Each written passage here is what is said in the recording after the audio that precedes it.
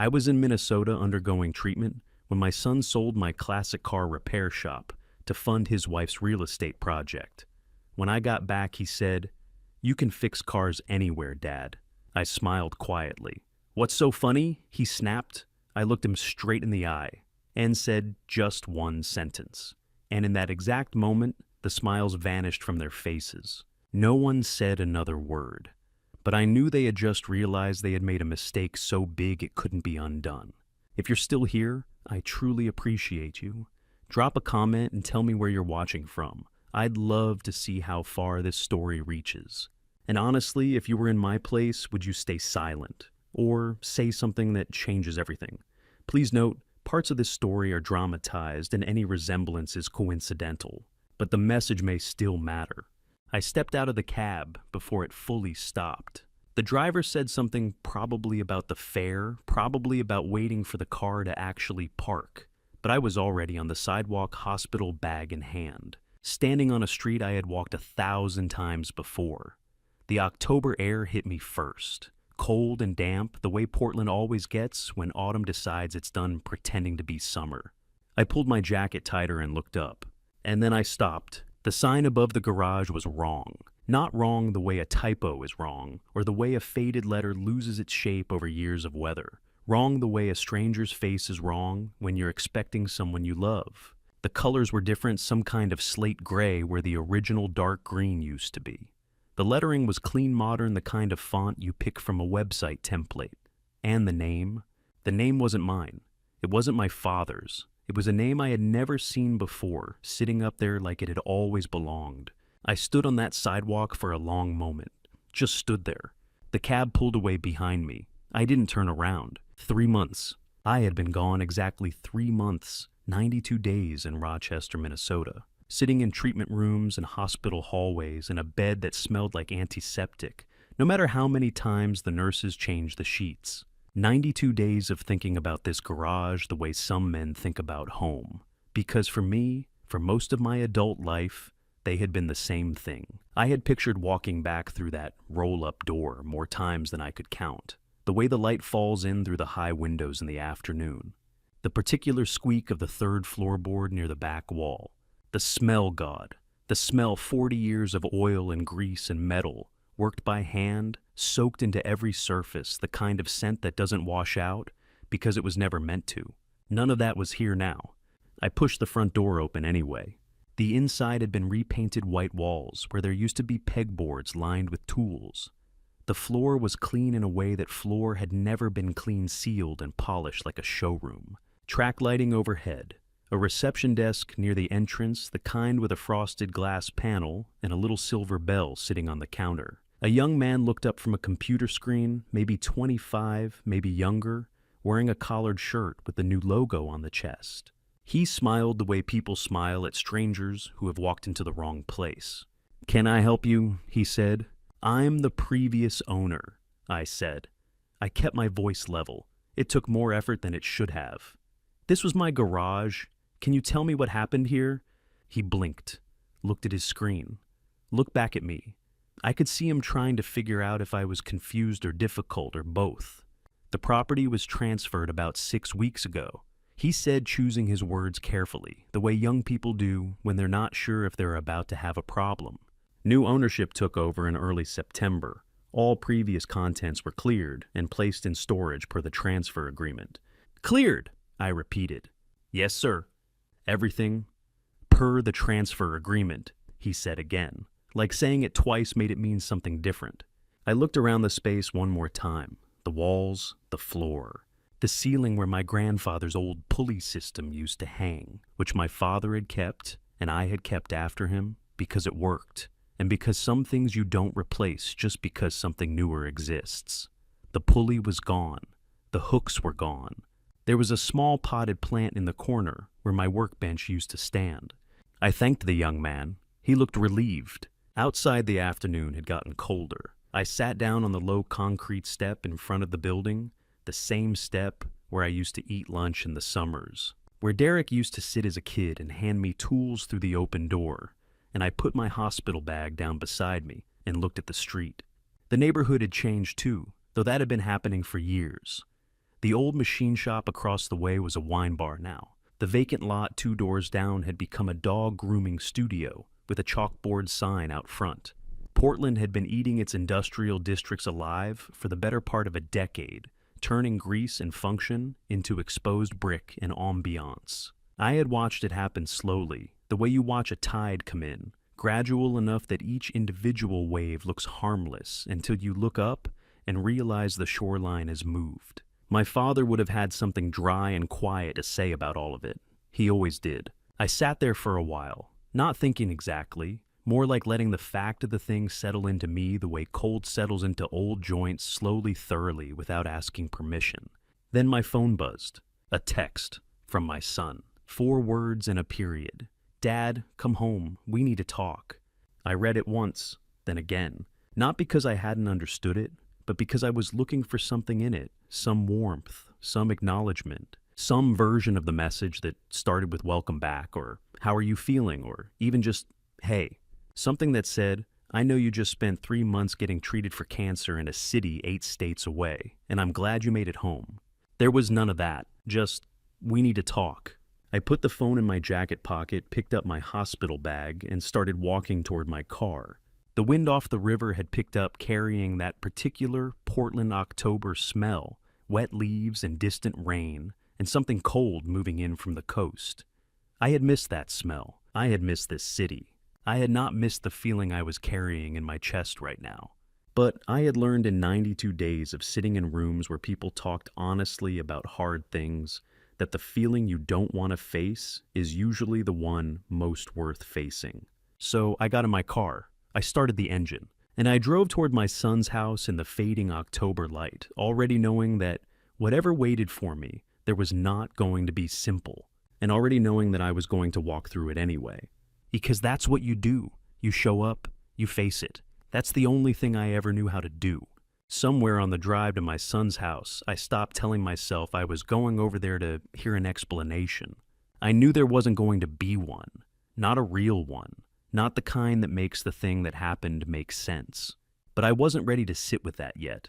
So I let myself drive, and somewhere in those quiet miles, I found myself thinking about the garage the way it used to be. Not the hollow, repainted shell I had just walked out of, but the real thing, the original, the one that took 40 years to build into what it was. So, before I tell you what they did to it, let me tell you what it actually was. My father bought that property in 1971. He was 34 years old, recently arrived in Portland from a small town in eastern Oregon, with enough money saved from 6 years of working at a machine shop to put a down payment on a building that nobody else wanted. The neighborhood was industrial, in the way that word used to mean, something loud, functional, stained with the evidence of actual work. The building smelled like rust and old grease, and the particular dampness of concrete that has absorbed decades of Pacific Northwest rain. Most people walked by and saw a problem. My father walked by and saw a place to start.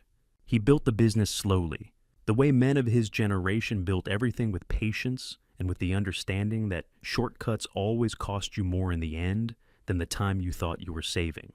By the time I came along, the garage had a reputation in the community for 2 things: honest work and motorcycles nobody else would touch. The older and stranger the machine, the more it interested him.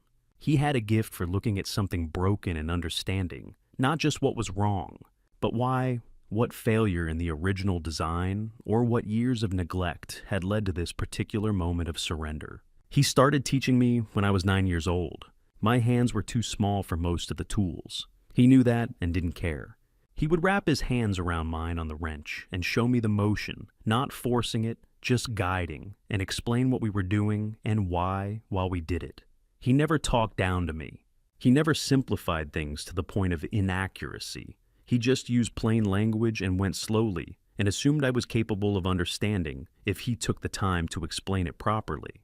That assumption that a 9-year-old was worth explaining things to shaped the way I thought about people for the rest of my life. When he passed, he left the garage to me inside a trust he had set up in 1993. He didn't explain the trust to me directly the way he explained carburetors and timing belts. He just said in that quiet way of his, "When you need it, you'll know where to look."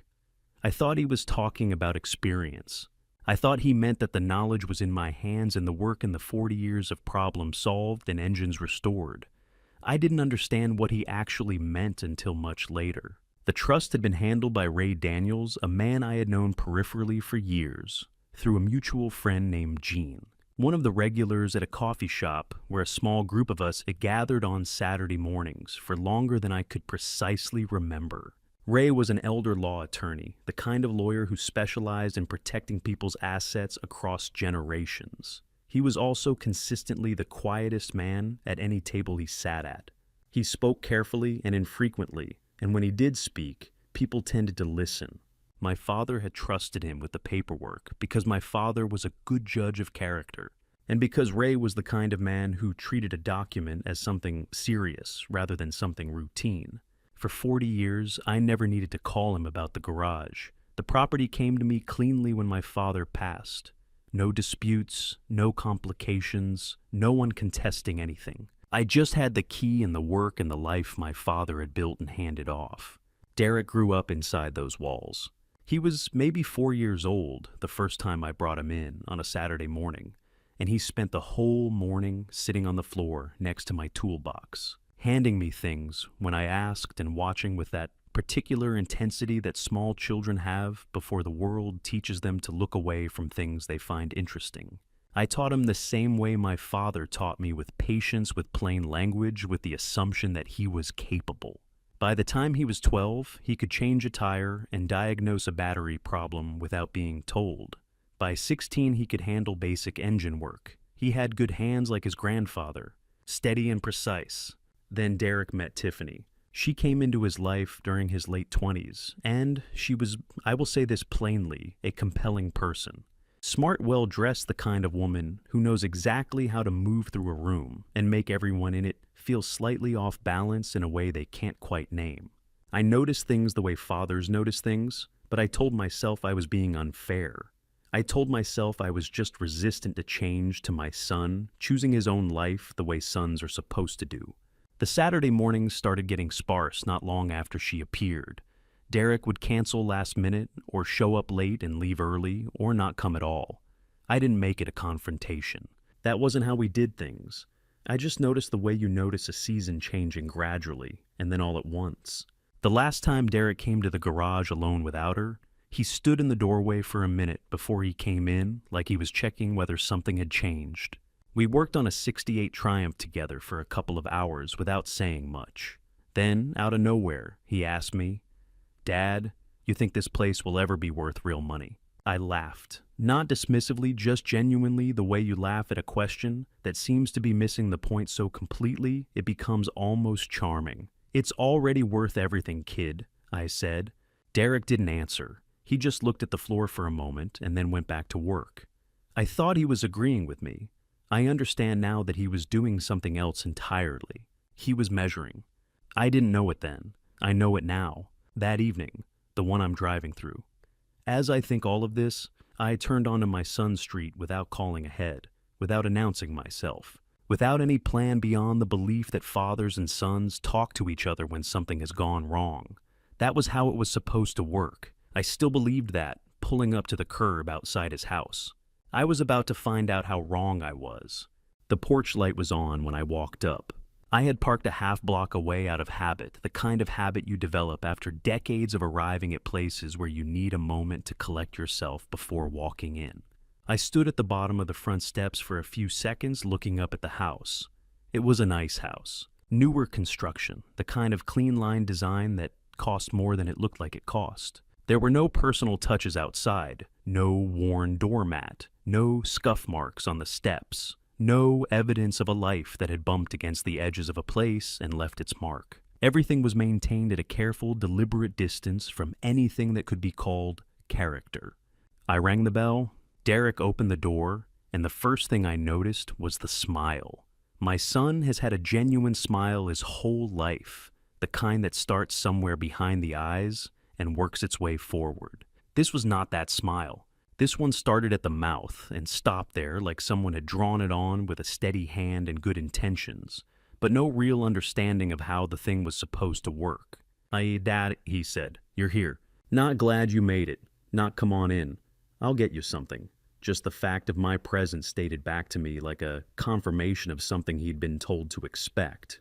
Tiffany was standing a few feet behind him, a wine glass in her right hand, held at that particular angle that means you've been holding it long enough that it's become part of your posture.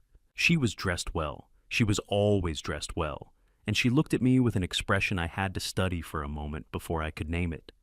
It wasn't surprise. It wasn't guilt.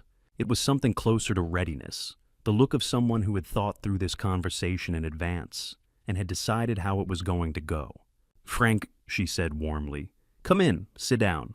The living room was immaculate. Everything in its place, every surface clear, the kind of cleanliness that takes active effort and signals something about the people who maintain it.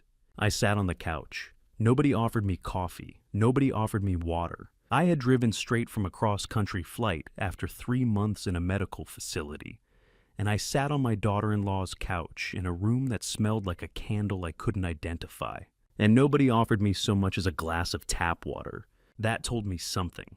Derek sat across from me. He had his elbows on his knees and his hands loosely linked together, and he looked, I want to find the right word for it, he looked rehearsed, like a man who had been coached on what to say, and was now in the uncomfortable position of having to say it in front of the person it was about. He started talking about the investment opportunity, a real estate development project, he said. A strong portfolio, experienced partners, the kind of deal that had a narrow window and required proof of assets to move forward. He used words like capital deployment and asset liquidity and strategic timing, words that belonged in a presentation, not a conversation between a father and son in someone's living room on a Tuesday evening. I listened. I let him finish. I didn't interrupt. Tiffany guided every turn of it. That's the word I kept coming back to watching her. Not participated, not even contributed. She guided it the way a river guides water, not by force exactly, but by the shape of the banks, by making every other direction feel impossible. When Derek paused, she stepped in. When he started to drift towards something that sounded like an apology, she redirected him with a word, or a glance, or a slight shift in her posture that he responded to without seeming to notice he was responding. He wasn't leading the conversation. He was following it, and she was the one deciding where it went. The garage was the most accessible asset, Derek said at one point. And then before I could respond to that, Tiffany's voice came in, smooth and certain and final. "You can fix cars anywhere, Dad." She said it the way you say something you've decided is simply true, not cruel, not defensive, just settled. A conclusion that had been reached and didn't require further discussion. We built something real, something with a future. This is what it looks like when a family actually moves forward. I looked at her. Then I looked at my son, and I smiled. I don't know exactly what it was about that moment that made me smile. Maybe it was the certainty of it, the smoothness of it, the way the whole thing had been packaged and presented like something that should be easy to accept. Maybe it was some instinct deeper than thought, some part of me that recognized the shape of what was happening even before the thinking part of my mind had caught up.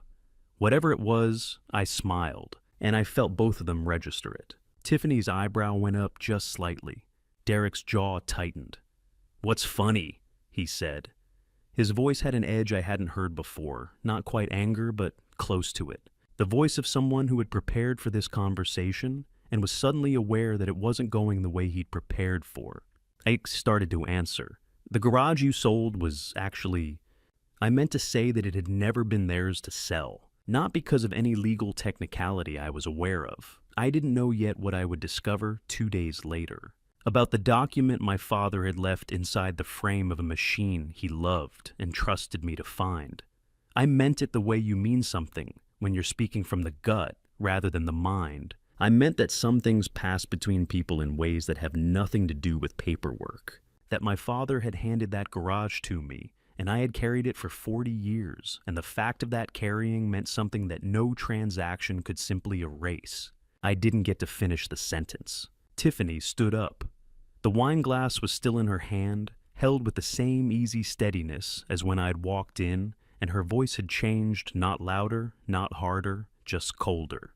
The kind of cold that comes from a decision already made. "Frank, she said. You've been through a great deal. 3 months of serious treatment.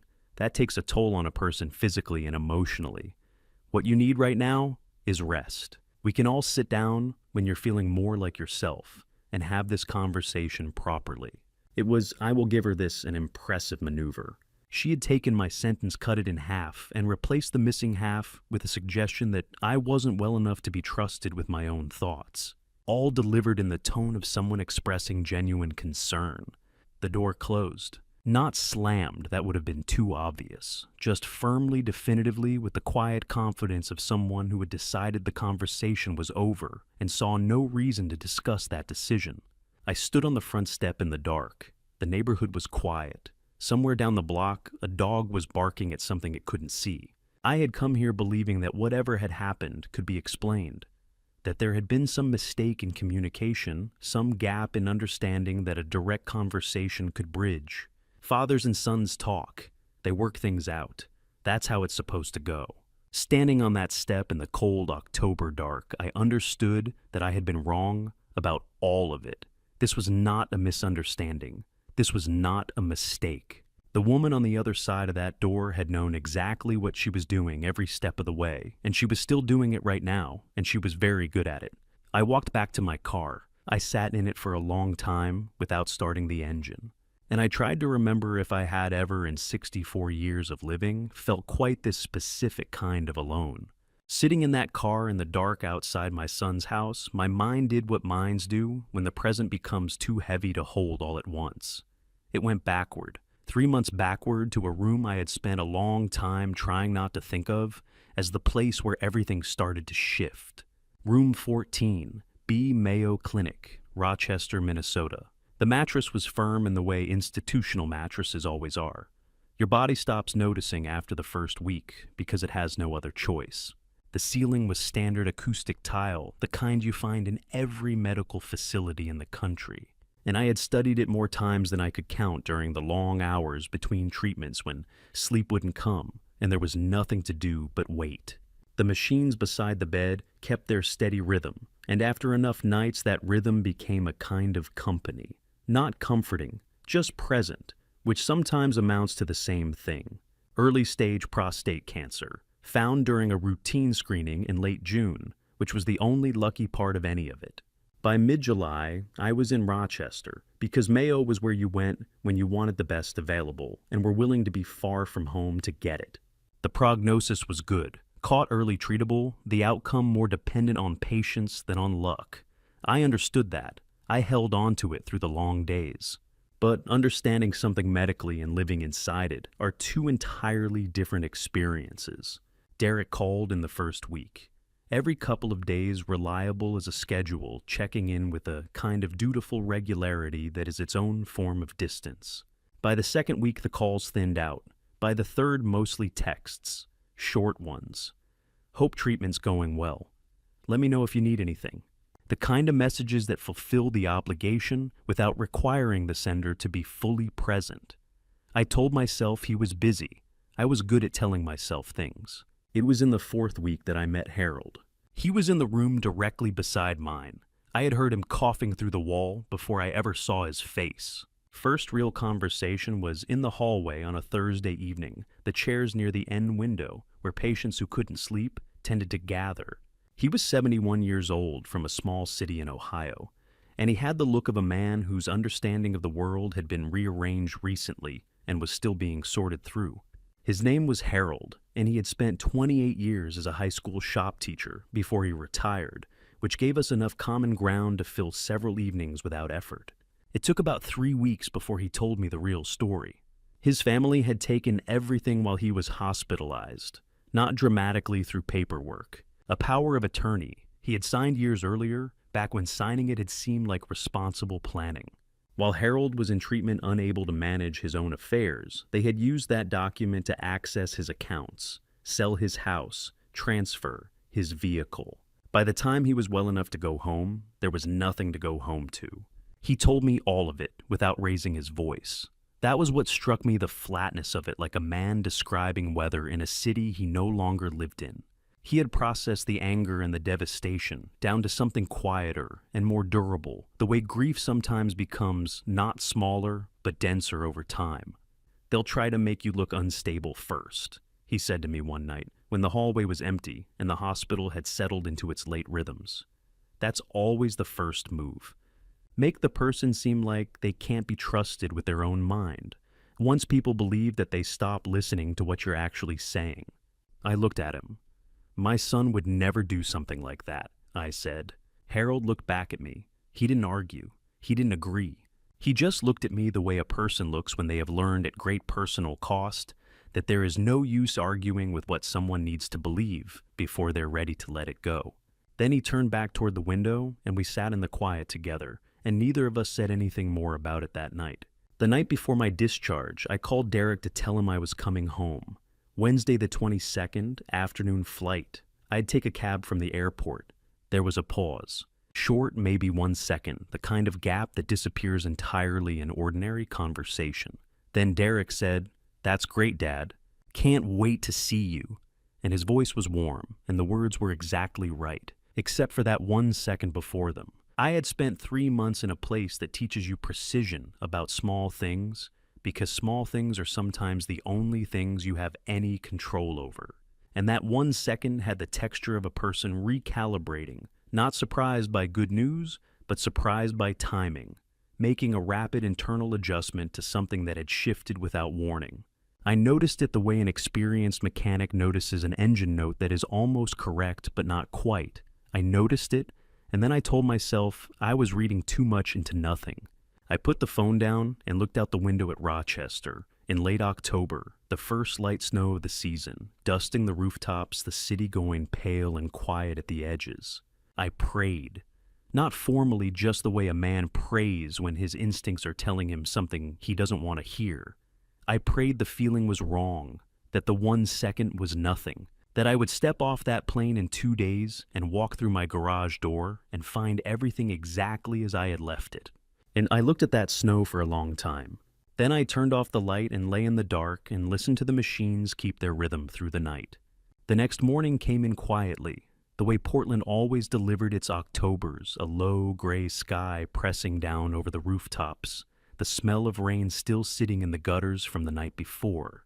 I hadn't slept well. I don't think I expected to. I drove to Dunning's on autopilot, the way your hands remember a road your mind has stopped paying attention to. The corner cafe sat where it always had, wedged between a dry cleaner and a hardware store that had survived 3 recessions by sheer stubbornness. The sign above the door was hand-painted slightly crooked. The letters faded in a way that felt intentional. I'd never once thought about changing it. Some things are exactly right because nobody touched them. I pushed the door open at 7:43 in the morning. The bell above the frame gave its usual 2-note chime. The smell hit me first, dark roast, and something faintly sweet, maybe the cinnamon rolls that Dunning's had been making the same way since before my son was born. They were already there. Jean, Pete, Sal, and Marcus. 4 men sitting around the corner table we had claimed 20 years ago and never formally discussed keeping. My chair, the one with the slightly uneven leg that rocked just enough to keep you honest, was empty. It was always empty when I wasn't there. None of them had ever taken it. I didn't know how to explain how much that meant to me until I saw it again that morning. I sat down without saying anything. The waitress, a young woman named Beverly, who had been working the early shift for 2 years and already knew our orders, brought me a black coffee without being asked. I wrapped both hands around the mug and looked at the 4 of them. There was something in their faces I didn't immediately place. Not pity. Not the careful blankness people wear when they're trying to hide bad news. It was something more like readiness. Like they'd been waiting for this conversation and had already decided how to have it. I told them about the garage. All of it, the cab ride, the wrong sign, the young manager who looked at me like I was a stranger, the empty floor where my father's machines used to stand. I told them what Derek had said, and what Tiffany had said, and the way the door had closed on me in the October night. I told it the way you tell a story, when you're still not entirely sure it happened to you. When I finished, the table was quiet for a long moment. Not uncomfortable quiet. The kind that comes from 4 men who've known you long enough to understand that some things need a few seconds of silence before anyone speaks. Then Gene placed his hand flat on the table, an open palm deliberate, the way he did when he wanted you to pay attention to what came next. "Frank," he said, "we already know." I looked at him. He nodded once slowly. "We've known since August." That landed differently than I expected. I'd prepared myself for sympathy. I hadn't prepared myself for witnesses. Sal reached into the front pocket of his jacket, the old canvas one he'd worn every Saturday for as long as I could remember, and set his phone on the table. He turned the screen toward me and scrolled with one thumb. Photo after photo. Nighttime shots, the blue-white glow of his screen, illuminating the familiar storefront from different angles. A flatbed truck in front of the garage at nearly midnight. Men carrying out shelving units. The old sign coming down. The new one going up. Timestamps visible in the corner of every frame. 47 photographs, Sal said. Over 3 weeks. I started taking them the second week of August when I drove past and saw the activity. He set the phone down. I didn't know if it was legal or not. I just knew it didn't look right. So I documented it the way I was trained to document things. Figured you'd need it or you wouldn't. Turns out you do. 47 photographs. 3 weeks of a retired police officer quietly building a record because something felt wrong and he didn't know what else to do. Pete was the next one to speak. He turned his coffee cup in a slow half circle, the way he always did when he was choosing his words carefully. "We talked about calling you," he said. "Back in September, when the sign was fully changed and it was clear this wasn't just a renovation. We spent a whole Saturday right here going back and forth about it." He looked at me steadily. "We decided not to. You were in Minnesota. You were in the middle of your treatment. We didn't want to put that kind of weight on you when you couldn't do anything about it from there." He paused. "I don't know if that was the right call, but that's what we decided." I nodded. I didn't trust myself to say much yet. Marcus had been quiet the whole time, both hands around his mug looking at the table. He was the youngest of us at 63, a man who chose his words the way a carpenter chose wood, slowly and with an eye for grain. When he finally looked up, something in his expression made me set my own cup down. "There's something else," he said. "About Tiffany." He said her name without any particular edge to it, which somehow made it more serious. "About who she was before she met your son." He didn't say anything more than that. Not yet. The words sat there in the middle of the table, like a tool none of us were quite ready to pick up. I looked at him and understood that, whatever it wasn't small. Before anyone could continue, Gene's phone buzzed on the table.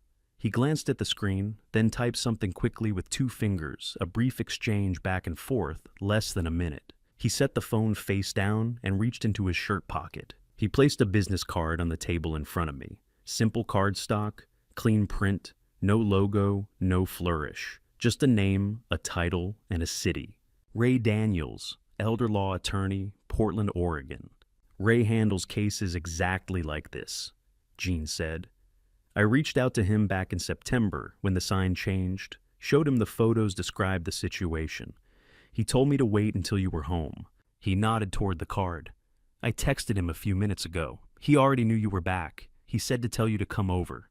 I picked up the card, turned it over. The back was blank. I looked at the 4 men sitting around that table, Gene with his steady open hands, Pete with his careful eyes, Sal with 47 photographs stored in his jacket pocket, Marcus with something he wasn't ready to say yet but would, and I felt something shift in my chest. I had walked off a plane the day before feeling like a man who had been erased, standing on the sidewalk in front of my own life and not recognizing it, going to my son's house and being told politely and firmly that what I'd spent 40 years building was now a line item in someone else's financial plan.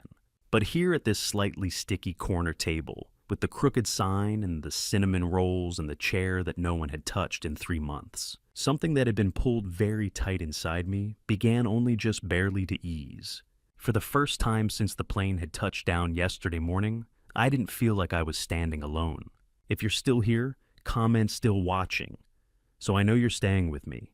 And be honest, if you were in my position knowing everything might have been planned long before you returned, would you stay quiet and wait for the right moment, or confront it immediately and risk everything? And just a quick note, parts of what comes next are slightly adapted to deepen the story and its impact. Some details may not fully reflect reality. If this isn't for you, you're free to stop here. Marcus took one more sip of his coffee before he spoke, slow and deliberate the way a man does when he's been turning the words over in his mind for weeks and wants to make sure he gets them exactly right. My sister works in the Burnside building, he said. Different company, same floor as Tiffany's brokerage office. He set his mug down with a quiet precision. She's there every day. She sees people come and go, knows who's doing what kind of business more or less just from proximity. The table was very still. Back in February, Stahl, Marcus continued. She was walking past a colleague's desk, someone she barely knew just shared the kitchen with, and she caught a glimpse of an email on the screen. She wasn't trying to read it. It was just there. He paused. The address on the email was Tiffany's. The subject line mentioned a family property, and there was a phrase in the body that stuck with my sister because it seemed like an odd way to describe a real estate timeline. He looked at me directly. The phrase was pending owner availability. I didn't say anything. Not pending medical clearance, Marcus said. Not pending discharge. Owner availability. Like whoever wrote it was planning around an absence. Any absence. Whatever came first. The weight of that settled over me slowly. The way a cold front moves in. You feel the temperature drop before you see the clouds. She didn't think much of it at the time, Marcus said. People in that building talk about deals all day long. But in August, when she drove past the garage and saw the sign had changed, she remembered the email. She told me that same weekend. He looked down at his coffee. I should have pushed harder on what to do with it. We all should have. Nobody argued with him. Nobody told him it was fine. We just sat with it for a moment, because that's what it deserved. Tiffany had started building this in February, 8 months before I came home, 4 months before I walked into a doctor's office and got the news that sent me to Minnesota. She hadn't known I'd be sick. She hadn't planned around a diagnosis. She had simply built a plan that could move whenever I was out of the way for any reason for any length of time, and then waited for the moment to arrive. My illness had just been the one that did. I followed the address Jean had written on a paper napkin to a building on the western edge of downtown Portland, the kind of old brick structure that had survived every wave of urban renovation by simply being too solid to tear down cheaply. 3 floors, narrow hallways. The elevator was a relic, but it worked. Ray Daniels' office was on the 3rd floor, at the end of a corridor lined with framed Oregon bar admissions and a single landscape watercolor that looked like the Columbia River Gorge in early spring. The door was open. He was already at his desk. He was a lean man in his early 60s, gray at the temples, and dressed in the kind of press shirt that suggested someone who still believed presentation was a form of respect. The office smelled like old paper and coffee that had been sitting on the burner for too long, which I found immediately reassuring. The bookshelves behind him ran floor to ceiling, packed with volumes arranged by subject rather than size, with handwritten tabs sticking out at irregular intervals. A man who actually used his library. He stood when I came in, shook my hand with a firm, dry grip, and gestured to the chair across from his desk. Jean told me the outline, he said, settling back into his seat. I'd like to see the documents. I had brought everything I'd been able to gather since returning the sale notification letter that had been forwarded to my old address. A copy of the transfer filing from the county records office that Ray had already pulled, and the photograph Sal had sent to my phone of the notarized power of attorney used to execute the sale. Ray read without speaking. He didn't react visibly. He turned the pages with the careful hands of someone who had handled enough paperwork to know that a document's weight was rarely in its most obvious line. When he finished, he set the papers flat on the desk and looked at me. The notary seal is legitimate, he said. The notary is a real licensed professional in Multnomah County, but the signature on this power of attorney is not yours. He said it the way a doctor delivers a diagnosis clearly without softening it, because you need the accuracy more than you need the comfort. And how do you know? I asked. Because I've seen your signature before, he said. On the trust documentation your father had drawn up in 1993. I was a junior associate at the firm that handled it. I was 28 years old, and I filed the paperwork myself. He tapped the document in front of him. The formation of letters, the pressure, the way you close the loop on the capital F, it doesn't match. Whoever signed this practiced the signature. They got close, but not close enough. I had known Ray Daniels for 20 years as Gene's quiet friend, who sometimes joined us for coffee and never talked about work. I had not known until that moment that he had been connected to my family's paperwork for over 3 decades. Tiffany runs the brokerage that handled the listing. Ray continued, leaning back slightly. The developer who purchased the property had worked with her on 2 previous deals. He trusted the documentation she presented because he'd never had reason not to. He didn't run independent verification on the power of attorney because the notary seal checked out, and the relationship gave him confidence. Ray's voice was measured and even. That's the mechanism, manufactured trust, layered over a forged instrument. He picked up a pen and turned it slowly between 2 fingers. Before title insurance became standard practice for inherited property in Oregon, families used other mechanisms to protect generational assets. He said, "Your father was an unusually careful man.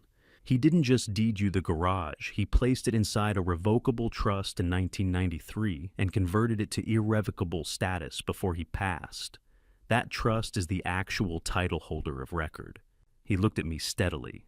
"A power of attorney, even a legitimate one, cannot authorize the sale of an asset held in an irrevocable trust without trustee approval.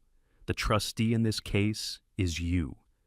I sat with that for a moment, which means the sale was not legally executable under the instrument used to conduct it, Ray said. "Correct." He let me process that. Then he set the pen down, folded his hands on the desk, and asked the question I hadn't seen coming. "Frank," he said, "your father's 1958 Harley Davidson. Where is it right now?" Jimmy Kowalski's shop sat at the end of a long street on Portland's east side, the kind of block that developers hadn't gotten around to yet because the owners were too settled to be moved. The roll-up metal door was open when we arrived. I heard the shop before I saw it, the faint hiss of an air compressor cycling down the tick of cooling metal. I pushed through the side entrance, and the smell stopped me in the doorway. Motor oil, warm steel, old rubber. The particular layered scent of a place where someone has been doing careful work for a very long time. I stood there for just a moment and breathed it in.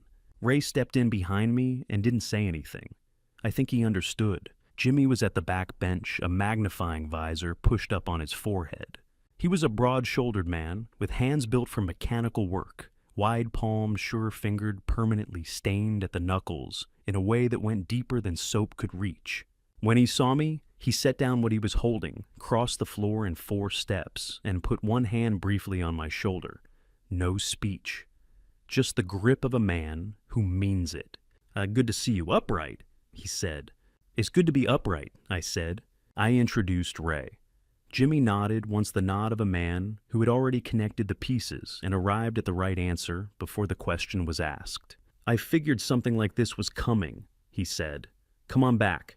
The motorcycle was in the far corner, covered with a white canvas drop cloth. Jimmy had kept it away from the main workspace, positioned carefully with clear space around it. He'd been holding it since August when I'd called him from the hospital and asked without explaining. He hadn't asked me to explain. He lifted the canvas back in folded sections. The 1958 FL Duo Glide emerged piece by piece, original chrome, 2-tone burgundy and cream paint my father had chosen and never redone. The same leather seat profile my father had always returned to after every repair. I stood in front of it and didn't speak. "Your son came by twice," Jimmy said. "September and early October. Asked whether the bike was here, whether you'd been in contact, whether I was holding it on your behalf." He crossed his arms. I told him both times that anything on my premises was none of his concern without written documentation from you. He didn't have any. A pause. Second time, he brought a woman with him. She did most of the talking, very composed, very certain. He looked at me evenly. I told her the same thing. I didn't need to ask who the woman was. My father used to say it while showing me how a machine holds together, how it keeps what matters safe inside its own structure. The most important things don't live in a safe. They live where only the right hands will think to look. Ray crouched beside the lower section of the frame, with a small flashlight tracing the auxiliary subtube that ran beneath the backbone. He looked up at me, once then at Jimmy. May I?" he asked. Jimmy handed him a socket wrench without a word. 20 minutes. The three of us working together, Ray holding the light. Jimmy guiding the placement, me steadying the frame. The end cap on the subtube came free cleanly. Inside, packed against the inner wall, was a length of sealed PVC pipe wrapped in overlapping layers of waterproof tape, the work of someone who intended it to last decades. Jimmy passed me a box cutter, one clean cut. A roll of documents bound with a brittle rubber band slid into my palm. Ray spread them flat on the workbench, Jimmy holding the edges. He read in complete silence. When he finished, he kept his hands resting on the paper. "Original trust instrument," he said quietly. "Handwritten notarized witnessed, dated March 14th, 1993. Your signature as successor trustee." He looked up. "Your father kept this out of the public record system deliberately. He didn't want it showing up in a routine title search. He told me at the time that he didn't trust the idea of anyone looking up what his son owned and deciding to want it." A pause. He was right. I already knew what came next, but I asked anyway. "What does this mean for the sale?" "It means they sold something that was never legally theirs," Ray said. "Not 1 square inch of it. The trust holds the title. The sale cannot stand." He rolled the documents carefully and held them against his chest. "We file tomorrow morning." I put my hand on the fuel tank. The chrome was cool and smooth. My father's hands had rested in this exact place more times than I could count, and mine had too.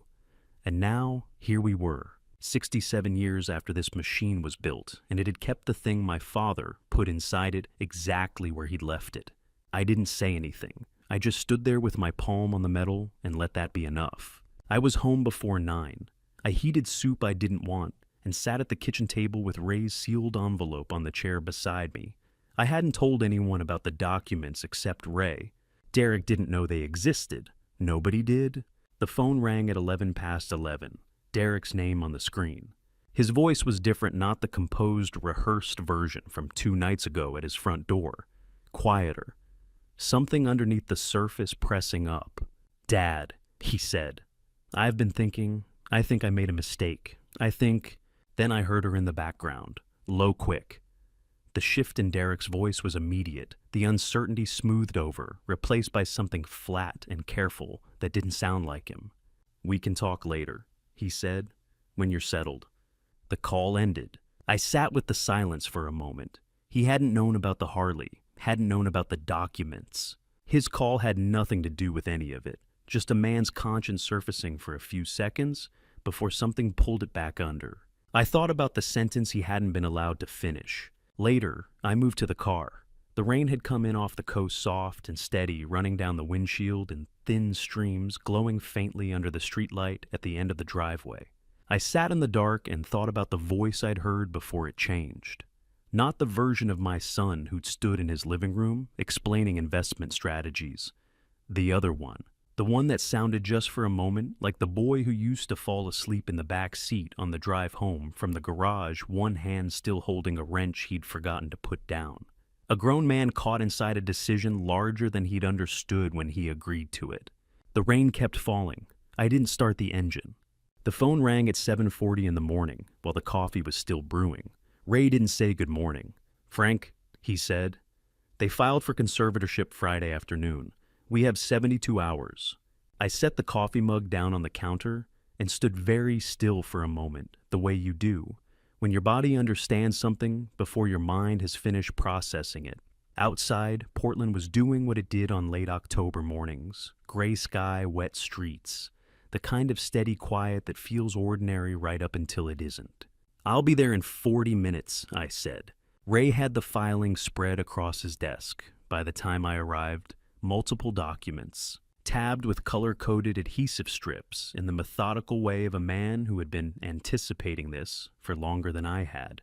He walked me through each section without editorializing, which I appreciated. Facts first, reaction later. The legal mechanism was straightforward, and the threat of it was equally straightforward. If the conservatorship petition was approved by a Multnomah County judge, I would lose independent legal authority over my own finances, my medical decisions, and my property.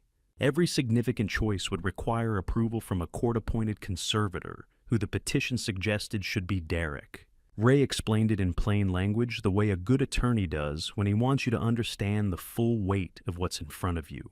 Then he handed me the section of the filing that described me.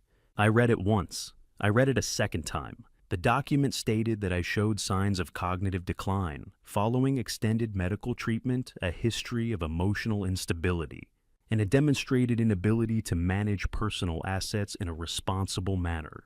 I set the page down flat on the desk. My hands were steady.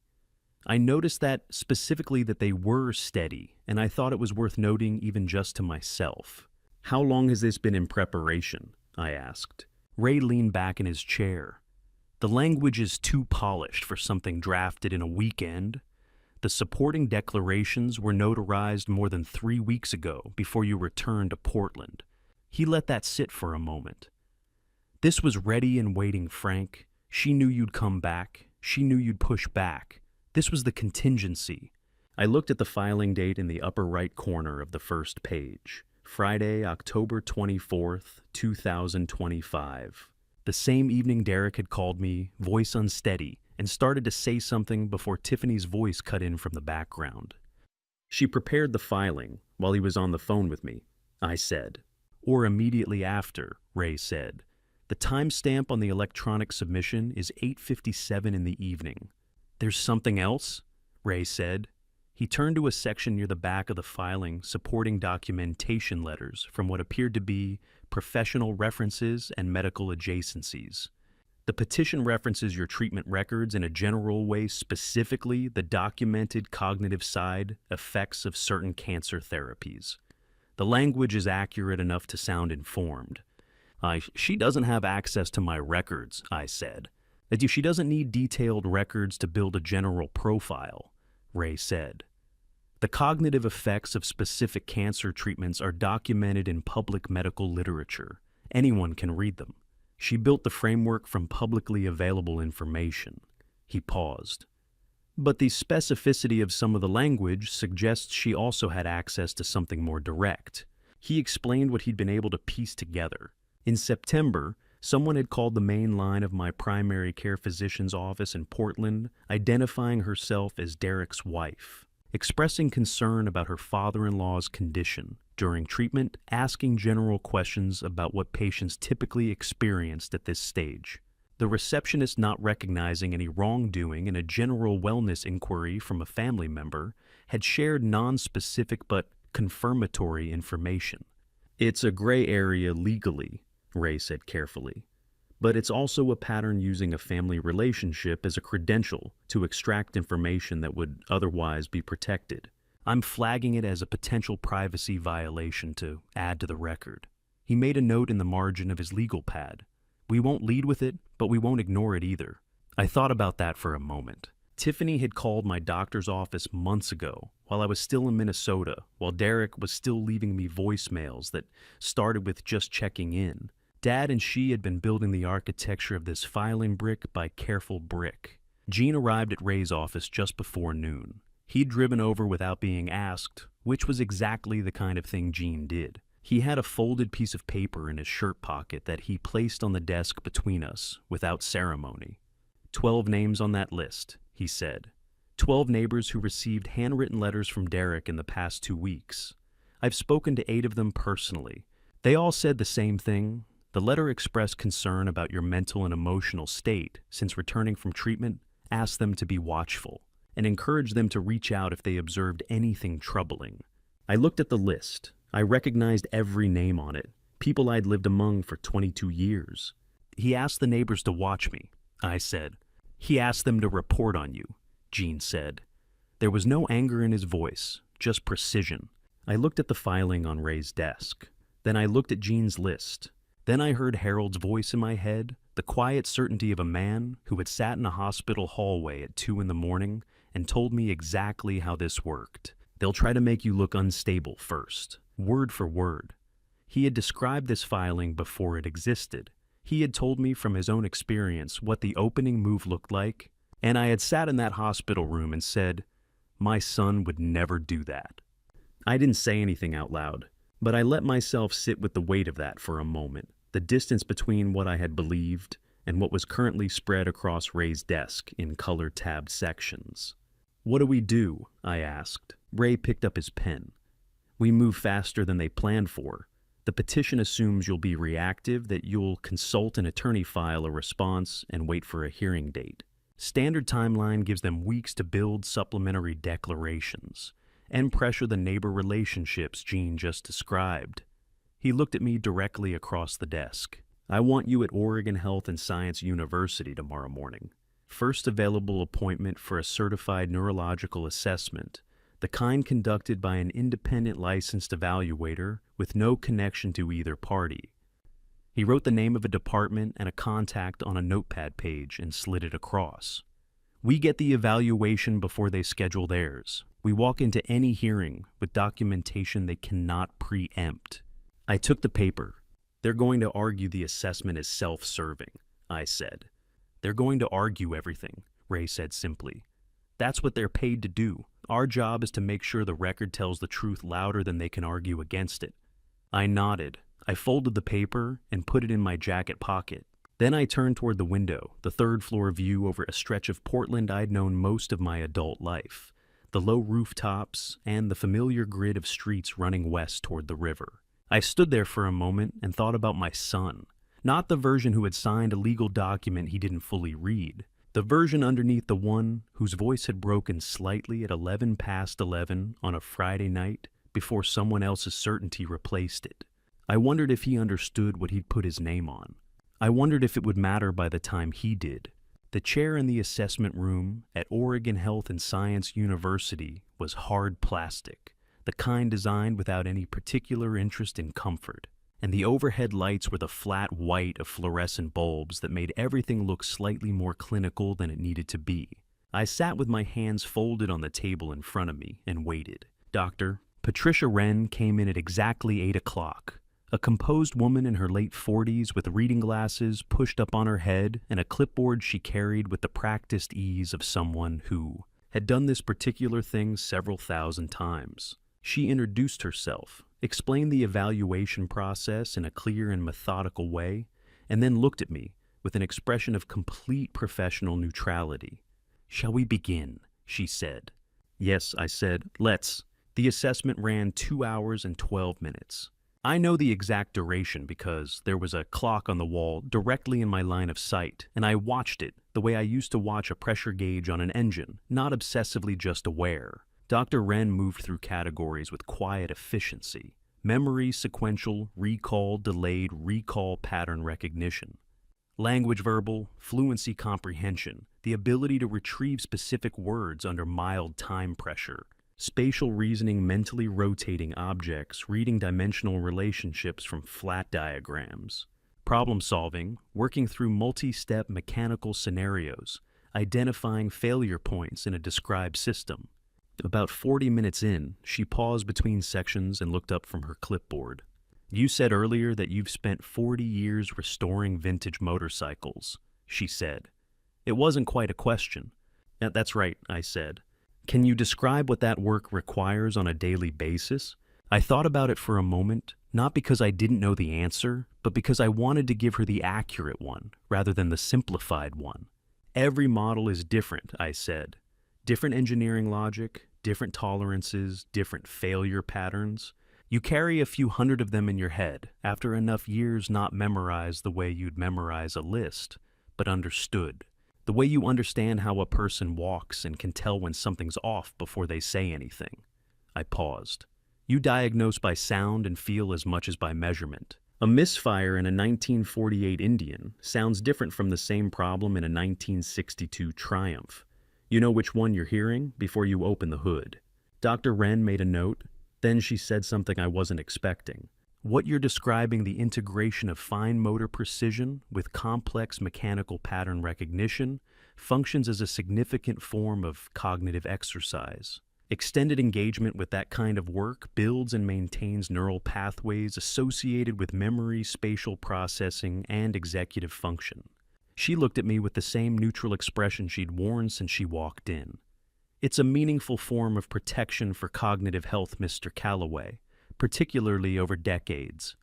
I nodded. I didn't say anything, but I filed that away.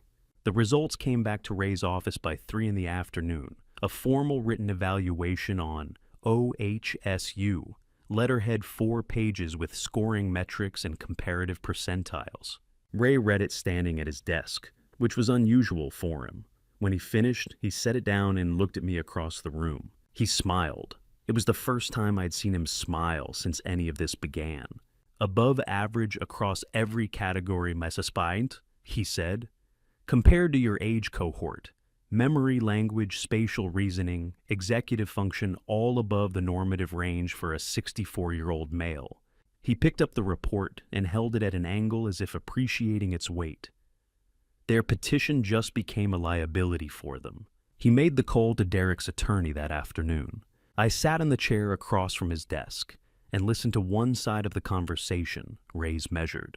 Even voice explaining that an independent certified neurological assessment had been completed and the results would be entered into the court record, and that any opposing evaluation conducted at a later date would be evaluated in the context of this prior independent finding. When he hung up, the office was quiet for a moment. I don't have a precise word for what I felt sitting there. Not triumph, that wasn't the right scale for it. Something smaller and more fundamental. The particular relief of a man who has been told by people with credentials and instruments and no stake in the outcome that the thing he knew to be true about himself is in fact true. That his mind was his own. That it had been his own all along. Something in my chest that had been held tight since Monday morning began very carefully to ease. I was home by 6. I heated dinner, sat at the table, and read through the OHSU report myself slowly, the way you read something you want to actually understand rather than just confirm. Outside, the neighborhood settled into its Tuesday evening quiet, porch lights coming on, a dog somewhere down the block making its opinion known, Portland doing what it did. At 9:47 I heard it, a sharp crack. Then the sound of glass landing on the hardwood floor of my bedroom, not shattering exactly, but a cascading sound pieces arriving in sequence. I was out of the kitchen chair and in the hallway before I'd consciously decided to move. The bedroom window had a fist-sized hole near the upper left corner, a clean circular break with lines running outward from the center. A piece of broken concrete, roughly the size of a large fist, sat on the floor beside the bed, surrounded by glass. I stepped to the window and looked out at the street, empty. A car moving away at the far end of the block, nothing distinctive about it, no plates visible in the darkness. My phone rang 4 minutes later. Ray. I just heard, he said. I didn't ask how he'd heard that fast. Ray had his ways. Are you all right? The window is broken, I said. I'm not. Good. A pause. Frank, I want to say something clearly. That wasn't Tiffany's style. This isn't her kind of move.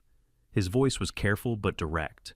The developer has a significant amount of money tied up in this transaction. If the sale is reversed, he doesn't just lose the property.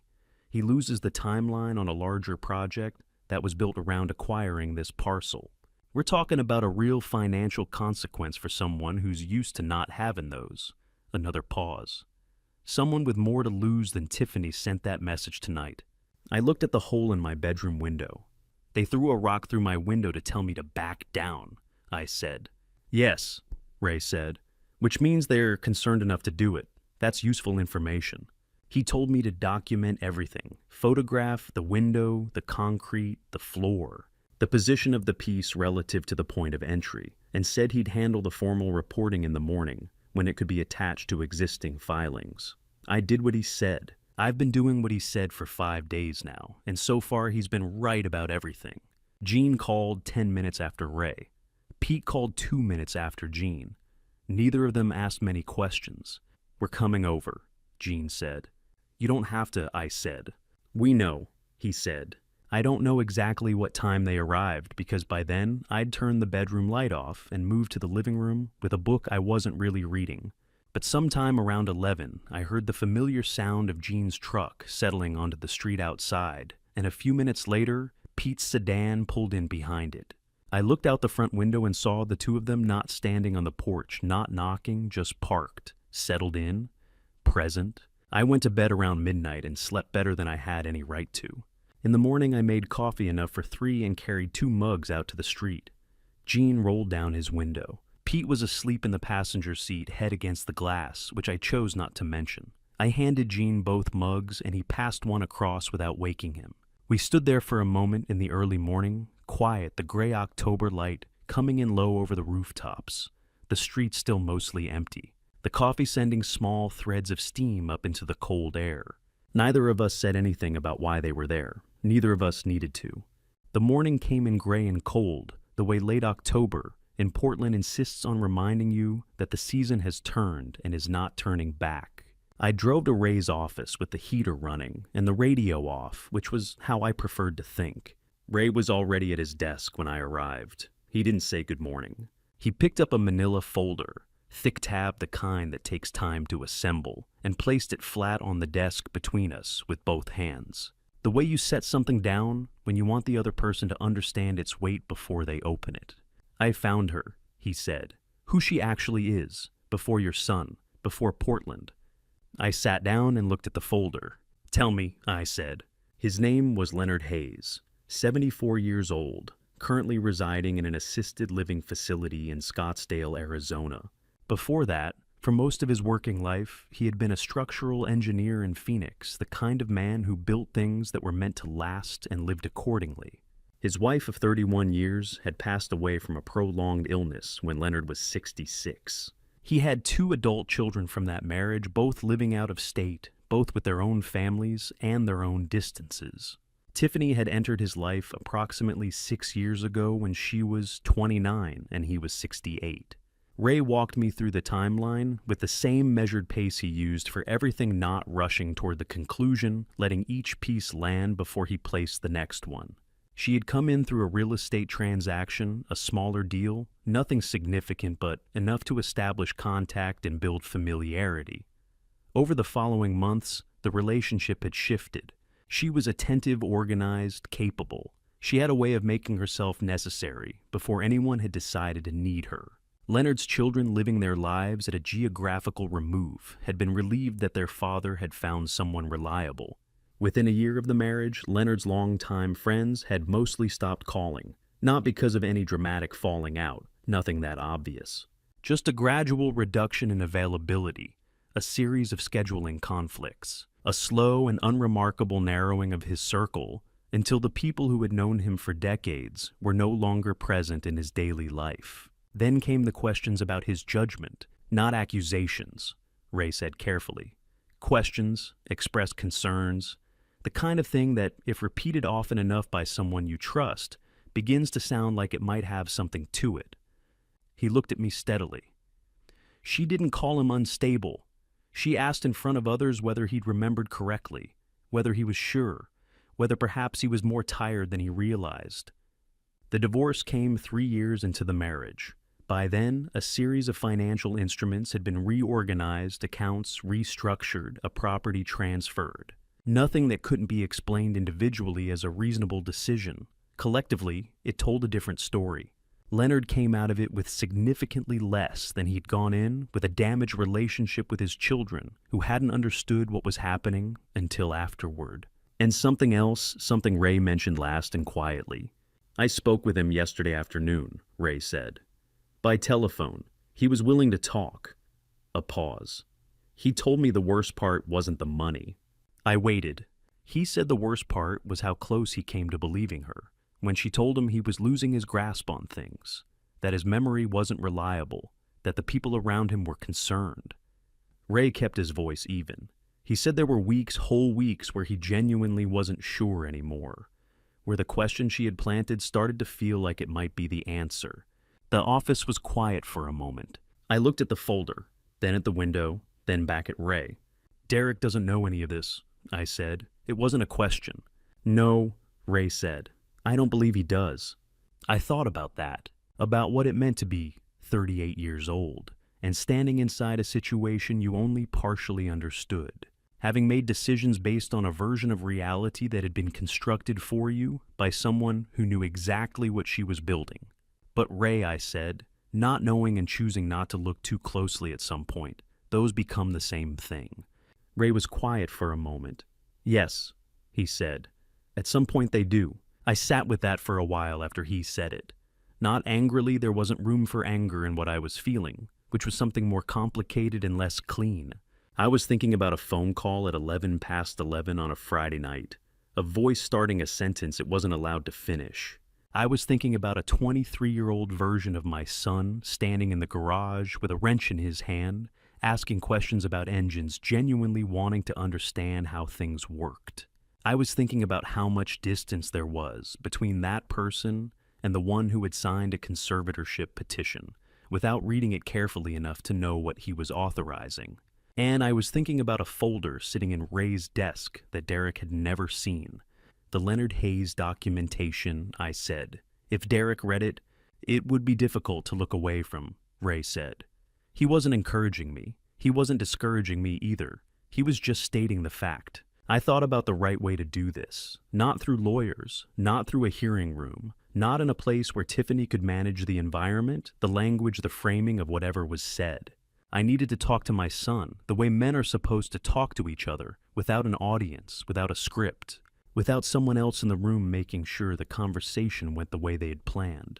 I want to meet with him alone, I said, without her anywhere nearby. And Ray looked at me.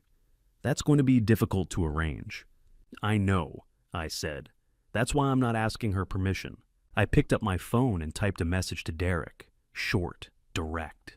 The kind of message that doesn't leave room for negotiation or delay.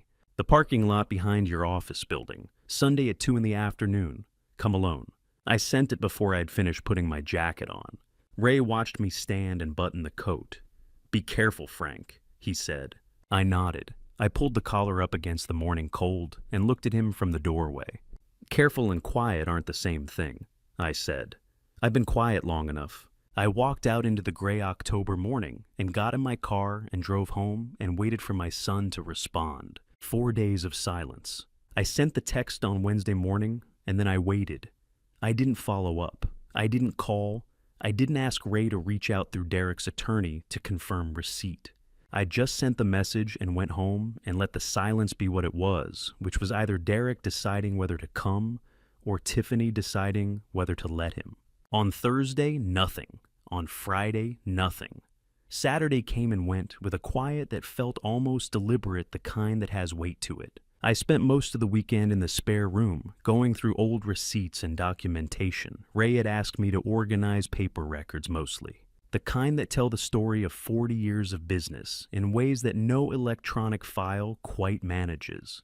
I didn't think too much about Sunday, or I tried not to. His car pulled into the lot at 5 minutes to 2. The parking lot behind Derek's office building sat on the eastern edge of the block, a flat concrete rectangle with painted lines that had faded to suggestions, bordered on 2 sides by the back walls of neighboring buildings, and on the third by a chain-link fence with a strip of overgrown grass behind it.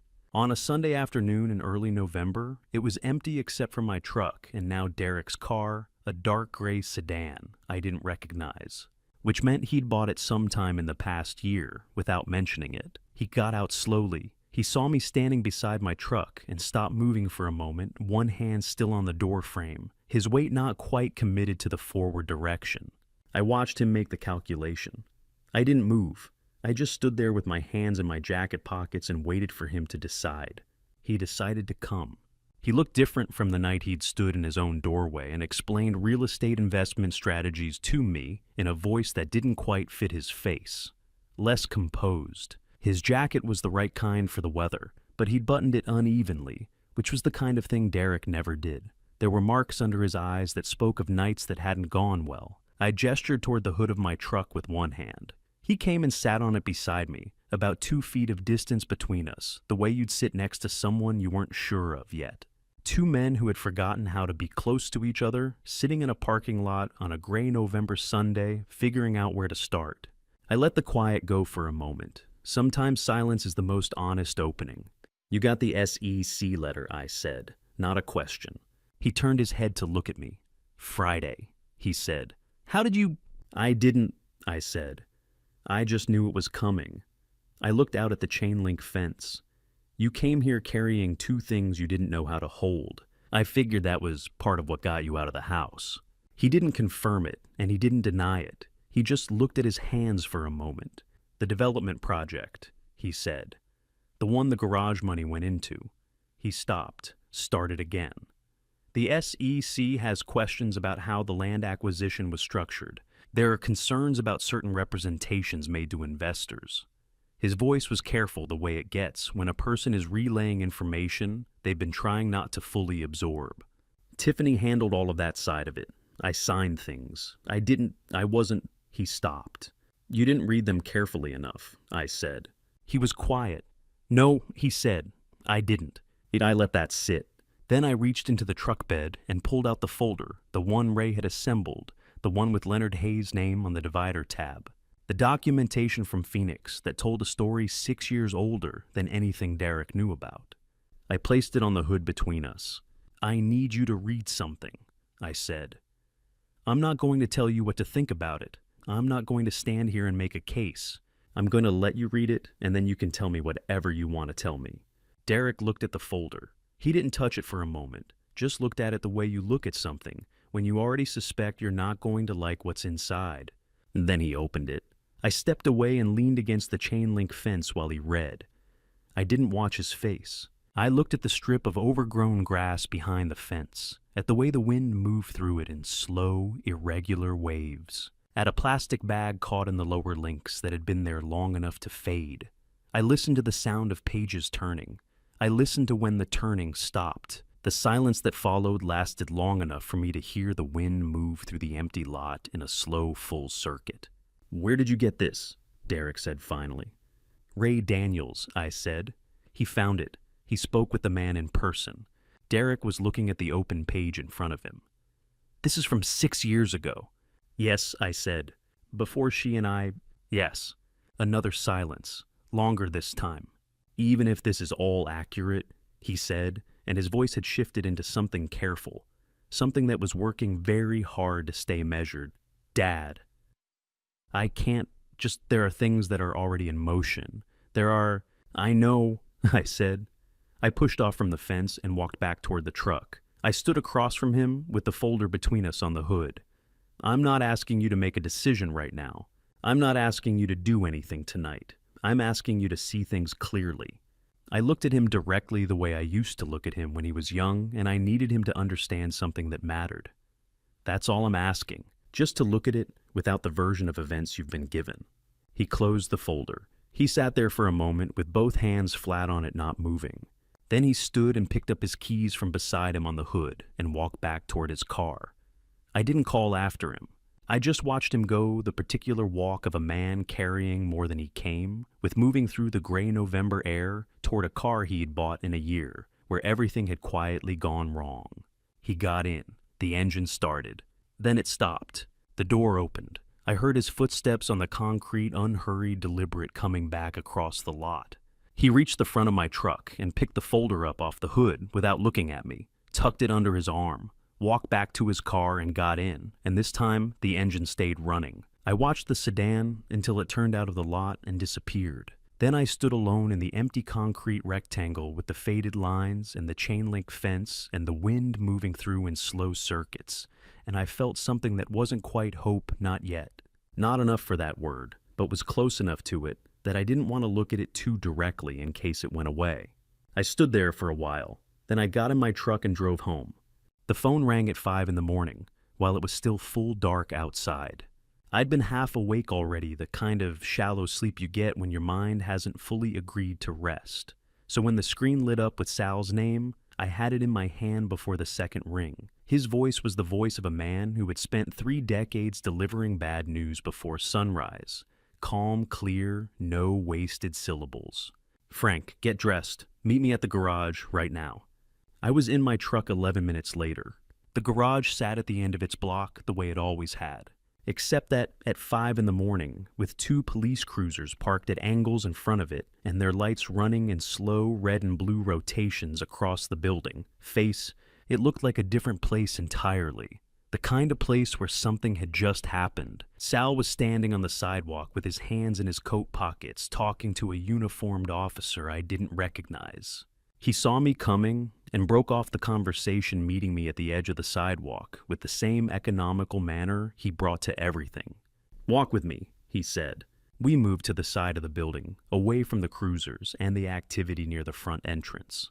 In the gray pre-dawn quiet, Sal told me what had happened, in the same order it occurred without editorializing. He had been on his morning walk at 4:45, same route, same time, every day for 11 years. The kind of habit that outlasted his badge and his shift schedule, and probably would outlast most other things.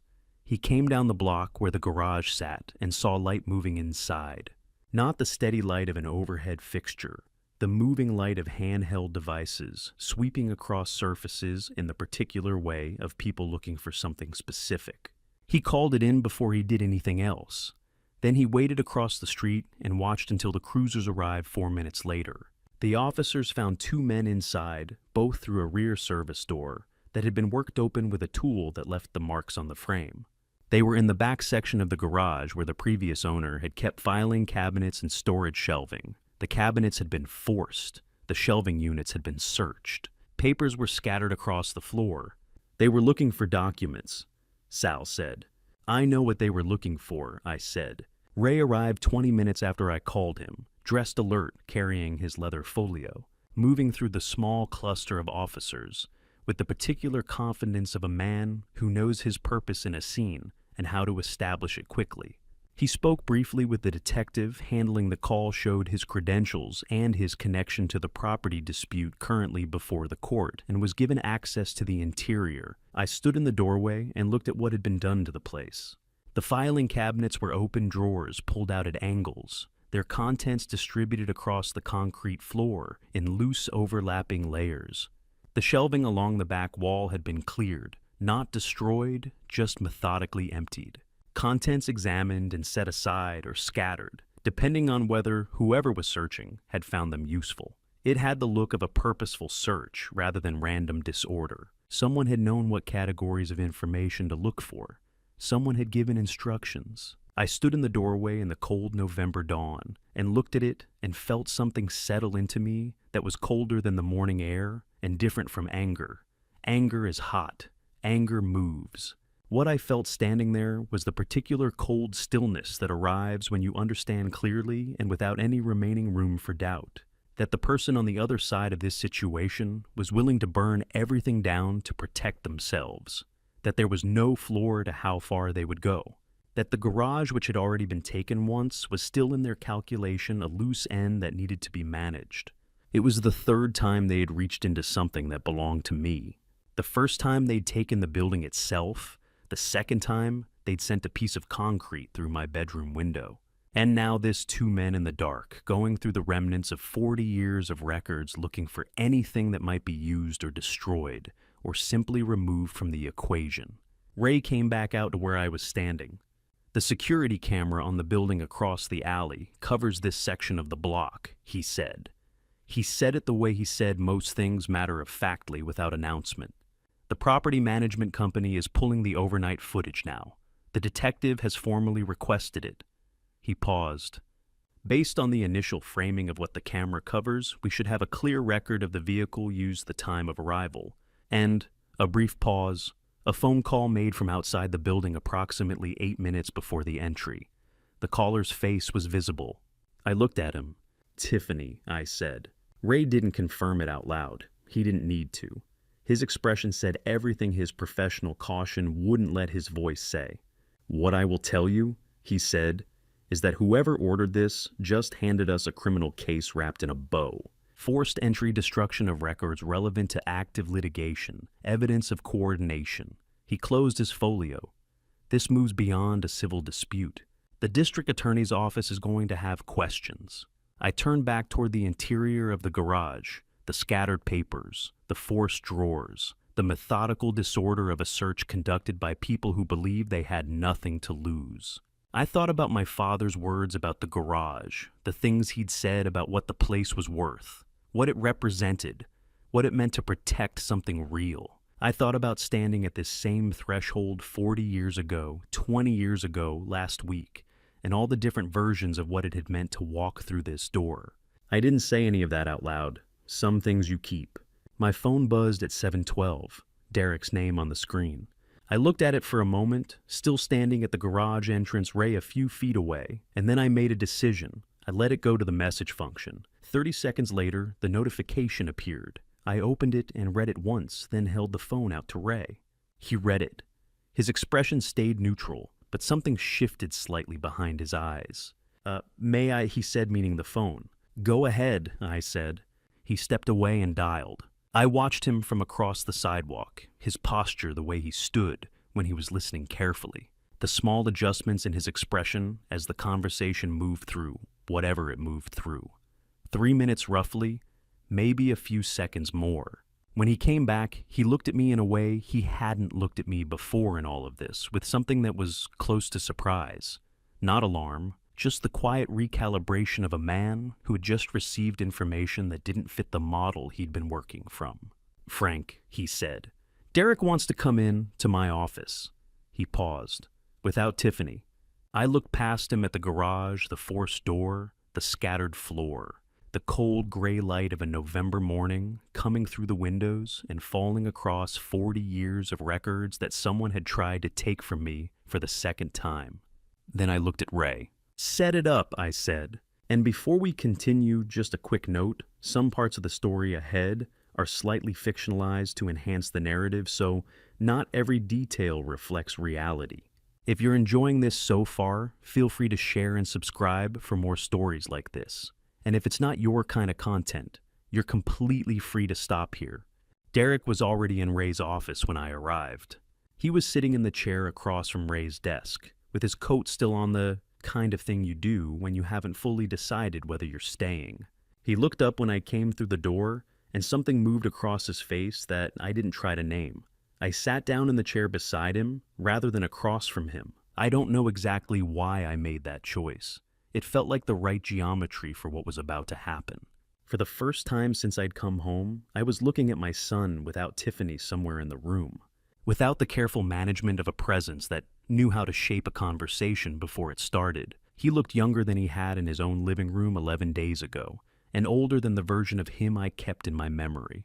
He looked more than anything like a man who had not slept properly in a significant number of days.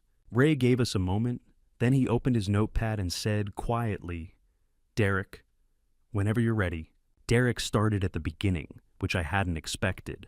Not the most recent events, not the SEC letter or the USB in his jacket pocket, but 8 months ago, when Tiffany had first brought the plan to him. He described it the way someone describes a decision they've been reconstructing in their head, looking for the exact moment where a different choice was possible.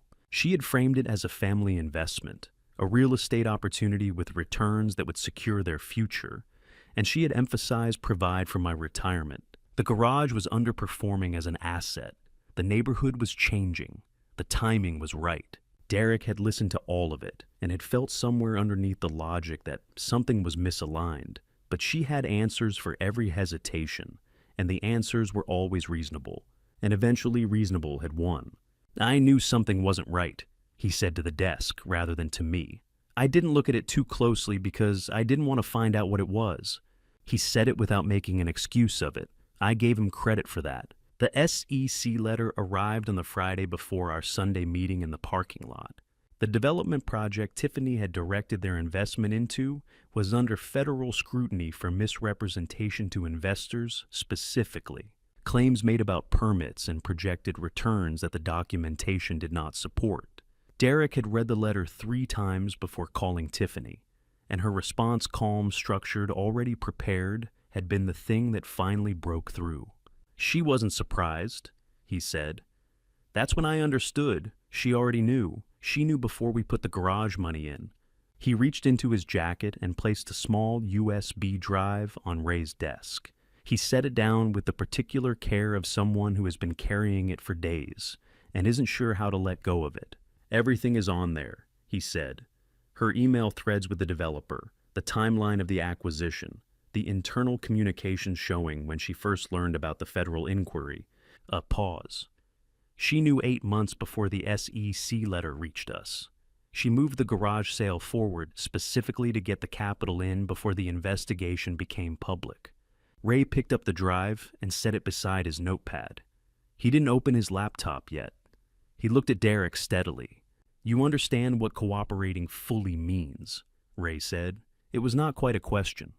"Yes," Derek said. "Complete disclosure, full availability for investigators, documented testimony against all parties." Ray's voice was even without judgment. "In exchange, I will file for a cooperation agreement. Given the circumstances, your documented position as a secondary party who was misled about material facts, the district attorney's office will likely consider immunity or a suspended finding. I cannot guarantee that outcome, but the evidence supports the argument strongly." Derek nodded. He looked at his hands for a moment. Then he looked at me. I had been sitting beside him through all of it without speaking. I still didn't speak. I looked at my son, 38 years old, coat still on, hands folded on his knees, and I thought about the distance between the person sitting next to me now and the person who had stood in his living room less than 2 weeks ago, polished and certain, while his wife explained my life back to me. I thought about how long it takes for the version of a situation you've been given to finally crack open and show you what was underneath it the whole time. I didn't say anything, but I put my hand briefly on his shoulder, the way his grandfather used to do, and then I took it away and we moved forward. 8 days passed between the morning Derek handed Ray that drive and the afternoon we walked into Multnomah County Courthouse. Ray filed an emergency motion the following morning, attaching the USB evidence, the security camera documentation from the break-in, and the cooperation agreement in progress. In Multnomah County, emergency motions carrying evidence of criminal activity and active civil proceedings receive prioritized scheduling. The hearing date came back within 48 hours. I used those 8 days to do ordinary things. I bought a new bedroom window. I had coffee with Jean at Dunning's on the Saturday in between. I went to Jimmy's shop and spent an afternoon with the Harley, not working on it, just sitting nearby. Waiting has its own kind of preparation. The courtroom was smaller than I had expected for the weight of what it held. Wood paneling, fluorescent lighting, slightly warmer than the hospital, kinda gallery with maybe 30 seats. Jean, Pete, Soul, and Marcus were in the back row. When I arrived, all 4 of them in the same clothes they might have worn to a serious church service, which for men like us was the appropriate register for a day like this. Judge Carol Whitfield came in at 2 in the afternoon and established from the first minutes that she had read the filings in full and had questions. Ray presented the case in the order he had built it: the irrevocable trust from 1993, the fraudulent power of attorney, the February timeline showing premeditated planning, the Leonard Hayes documentation from Phoenix, the break-in footage, and Derek's cooperation agreement with its attached evidence. He spoke for 31 minutes without raising his voice once. Tiffany sat at the opposing table and conferred in low, continuous murmurs with her attorney throughout Ray's presentation. I watched the judge's expression shift in increments across those 31 minutes, not dramatically, not in the visible way of courtroom drama, but in the quiet way of someone whose temperature is dropping with each new document placed in the record. When Tiffany's attorney rose to respond, the judge asked 3 questions. The attorney answered the first one. The second one took longer. By the third, the murmuring at the opposing table had stopped entirely. Judge Whitfield looked at Tiffany directly, not at her attorney, not at her paperwork, and said in a voice that carried no particular emotion because it didn't need to, "The evidence before this court reflects a pattern of conduct that extends well beyond the scope of this filing and this room." Then she picked up her gavel. "This matter is referred to the Multnomah County District Attorney's Office for criminal investigation. The petition for conservatorship is dismissed with prejudice. The property transfer is vacated pending formal reversion proceedings. Court is adjourned." The gavel came down once, clean and final. I turned and found Gene's eyes across the gallery. He gave one slow nod. I gave one back. That was enough. The November air outside the courthouse was cold and clean, and exact the kind that makes you aware of your own breathing. I stopped on the steps and took one slow breath all the way in, all the way out. The first time I had managed that without something pressing against my chest since the morning I came home 3 weeks ago. Tiffany left through the side exit with her attorney, two figures moving efficiently toward the next calculation. She didn't look back once. I watched her go and felt mostly nothing, which was its own kind of answer. Derek was at the far edge of the parking area, alone, hands in his pockets, looking at something that wasn't there. Jean appeared at my shoulder. "What are you going to do about the boy?" he said. "I don't know yet," I said. Jean nodded. That was the right answer, and he knew it. Ray found me before I reached my truck. Collar turned up, folio under his arm, the quiet satisfaction of a man who has seen a long piece of work reach its proper end. "The transfer is vacated," he said. 42 days for the paperwork to clear completely fast for Oregon property reversion. He paused. "The developer has filed suit against Derek and Tiffany jointly to recover his capital. That's their problem now, not yours." I looked across the lot at Derek's figure, still standing at the edge. "He's going to have a hard few months," I said. "Yes," Ray said. "He is." He shook my hand firm brief and walked to his car. I stood in the November cold and watched Derek until he finally got in his own car and drove away. Then I drove home. 6 weeks of paperwork and patience followed. County filings, title, reversion, documents, coordination between offices and carriers and court clerks. Ray handled the machinery of it. I signed what needed signing and otherwise went about ordinary living the way you do, when the emergency is over, but the work isn't finished yet. On a Tuesday in early December, Derek sent a short message. "No preamble, I'm sorry, Dad. I know that's not enough. I'm working on what comes after it. I read it twice and didn't answer that day. 3 days later, I wrote back, I heard you. The door isn't closed." That was true, and it was everything I knew how to say at that point. December 24th arrived quietly the way important days sometimes do. I drove to the garage alone in the early afternoon, with the keys Ray had returned via plain envelope 2 days prior. I parked on the street and sat for a moment, looking at the building, the new sign gone, just the bare mounting brackets left behind, like punctuation after a deleted sentence.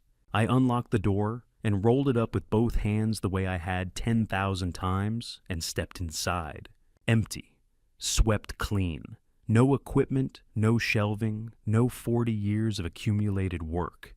Just concrete and bare walls and the overhead lights running down the center. But underneath the cleaned concrete still there, the faint compound of motor oil and metal and decades of careful work. A place holds on to what it has been, even after everything visible is removed. Like a person that way. I stood in the middle of the floor and let the quiet be what it was. Then I heard the first car outside. Jean came through with my old steel toolbox, the one with the repaired latch he'd kept at his house since August. He set it on the concrete and looked around the space and nodded once. Pete followed with the wooden stool from beside the main workbench, slightly uneven on the back leg, and placed it exactly where it had always been. Sal carried the framed photograph of my father in the garage doorway the year he bought the place, arms crossed work shirt. The neighborhood unrecognizable around him, and leaned it against the wall beneath where it had always hung. Marcus came last with the old portable radio bent antenna, and all found an outlet and turned it on low. Something unhurried came out of it. The four of them stood in the empty space with what they had saved, and nobody said anything.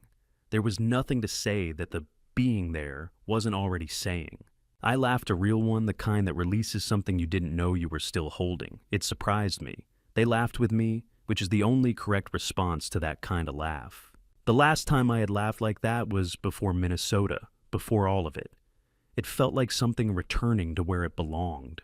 We were still there, radio playing low toolbox on the floor, the four of us in that half-empty space that smelled faintly of everything it had ever been, when headlights swept slowly across the back wall. I recognized the idle and shut-down pattern of the engine before the door opened. The Brotherhood went quiet without any signal. Jean took a step back. The others found reasons to look elsewhere. I turned toward the entrance.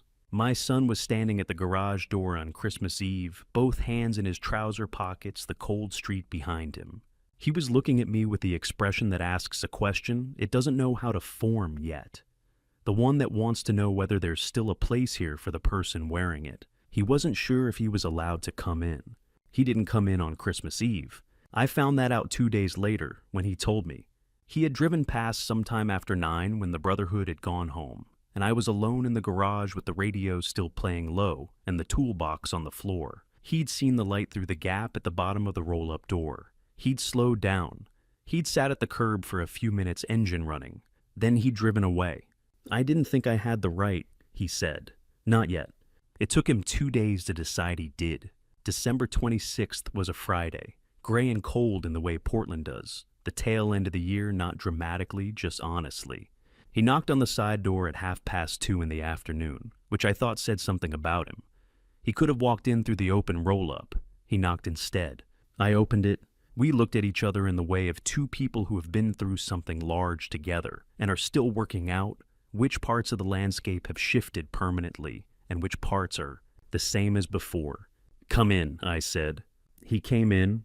We stood in the garage, the two of us, and the distance between us, which had the exact dimensions of everything that had happened. He looked around the space slowly, the wooden stool in its place beside the workbench position, the frame photograph leaning against the wall, the old toolbox on the floor with its repaired latch. Things he had grown up with, things that had been somewhere else and were now back where they belonged. Something moved across his face when he looked at them. I didn't name it. Some things you give room to exist without labeling them. He turned back to me and started to speak, and I let him. I didn't guide it, didn't shape it, didn't help him find the words. He had to bring them himself, and he did.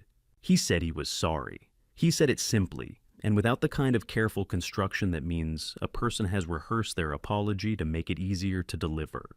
He said it like it cost him something, which is the only version of sorry that means anything. Then he talked about Tiffany, not to explain himself, not entirely, but because it was part of the honest account, and he was trying to give me that. He talked about how the plan had been presented to him, the logic had arrived in the way each reasonable-sounding step had made the next one feel possible. He talked about the moment somewhere in the middle of it, when he had understood that something was wrong and how he had chosen in that moment not to look at it directly. I told myself it was an investment, he said. For us, for the future. I told myself you'd understand eventually when the returns came in. He paused. I was telling myself a story. I knew I was. I just didn't stop. The garage was quiet around us. The old radio was off. Outside the street made its ordinary sounds, a car passing a dog somewhere, the low ambient hum of a city going about its December Friday. I know you weren't the whole of what happened, Derek, I said, but you were a part of it, and that part is going to take time. I looked at him steadily. Not forever, but time. That's honest. He nodded. He didn't argue. He didn't offer reasons why the timeline should be shorter. He just received it, which was the right thing to do. We stood there for a moment in the particular quiet that follows an honest thing being said. Then I turned and walked toward the far corner of the garage. The Harley was there. Jimmy had brought it over the week before. The reversion was finalized carefully in the bed of his truck, wrapped the same way he'd stored it. It sat in the corner under the white canvas drop cloth, which I had not yet removed because I was waiting for the right moment, and the right moment had not arrived until now. I took hold of the canvas and pulled it back. Derek went still. He knew the motorcycle existed. He'd grown up knowing about it, the way kids know about things that belong to grandparents as objects of inherited significance that they have never quite understood. He had been to Jimmy's shop twice asking about it, which I knew, and which Jimmy had handled the way Jimmy handled most things that needed handling directly and without accommodation. What he hadn't known was that it was here, in this garage, under this particular cloth, on this particular night. He walked toward it slowly and crouched down beside the lower section of the frame, the area where the subtube ran beneath the backbone. He looked at it for a long moment, the way someone looks at a thing when they're fitting new information over the top of what they thought they knew. Grandfather put the trust document in the frame, he said. It wasn't a question. Yes, I said. That's why you asked Jimmy to keep it. He was still looking at the frame. That's why Ray asked where it was. Yes. He was quiet for a moment. Then he planned for this, not this exactly, but someone trying to take it. He planned for that. He was a careful man, I said. He thought about what he was leaving and who might want it, and how to make sure it stayed where he intended. I looked at the motorcycle, at the chrome and the aged paint and the shape of something built to last. He never told me the document was in there. He just told me to keep the bike. Said I'd know when I needed to know. Derek straightened up and looked at me. I didn't know who she was, he said. Before. What she'd done before.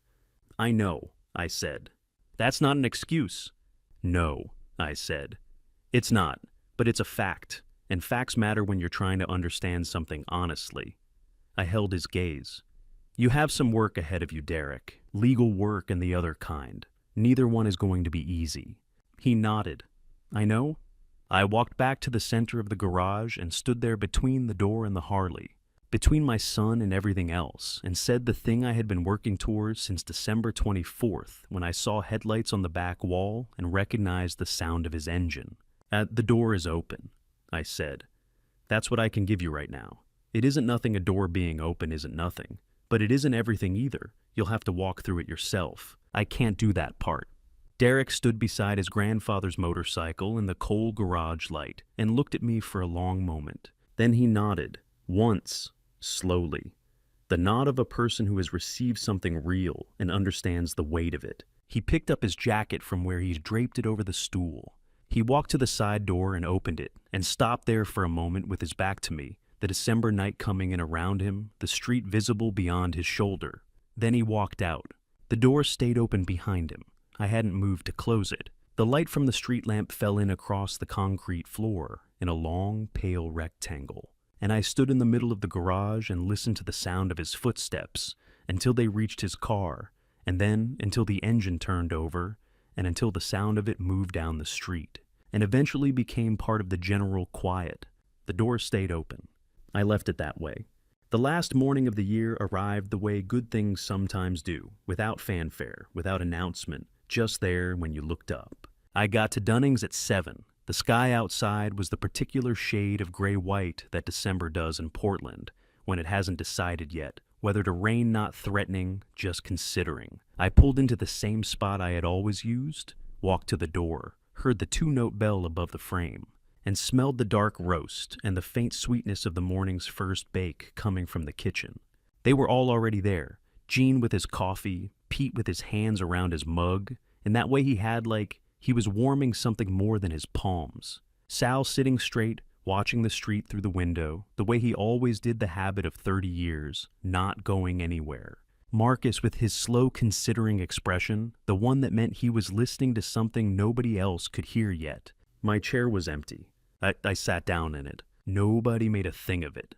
Beverly came over without being asked and set a black coffee in front of me and went back to the counter. The table settled into its usual shape. 5 men a corner, the morning outside, doing what mornings do. We talked about ordinary things.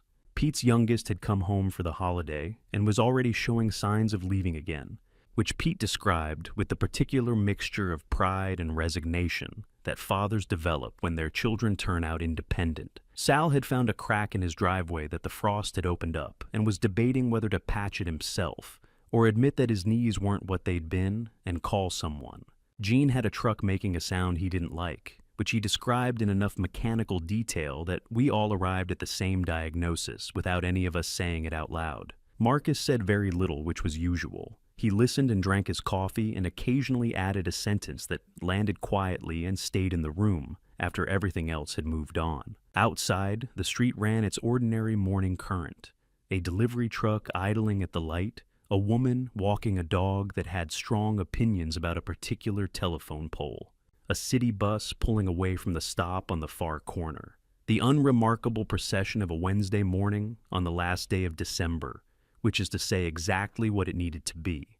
I hadn't known how much I had missed this specific thing until I was back inside it. Beverly came back to the table about 40 minutes in, when the conversation had settled into one of its comfortable silences. She was holding a small envelope, business-sized, slightly thick, and she set it on the table in front of me, with with the careful manner of someone who has been keeping something and is glad to finally deliver it. "Came in just before Christmas," she said. "I recognized your name, kept it behind the counter until you came in." I looked at it. The return address said Rochester, Minnesota.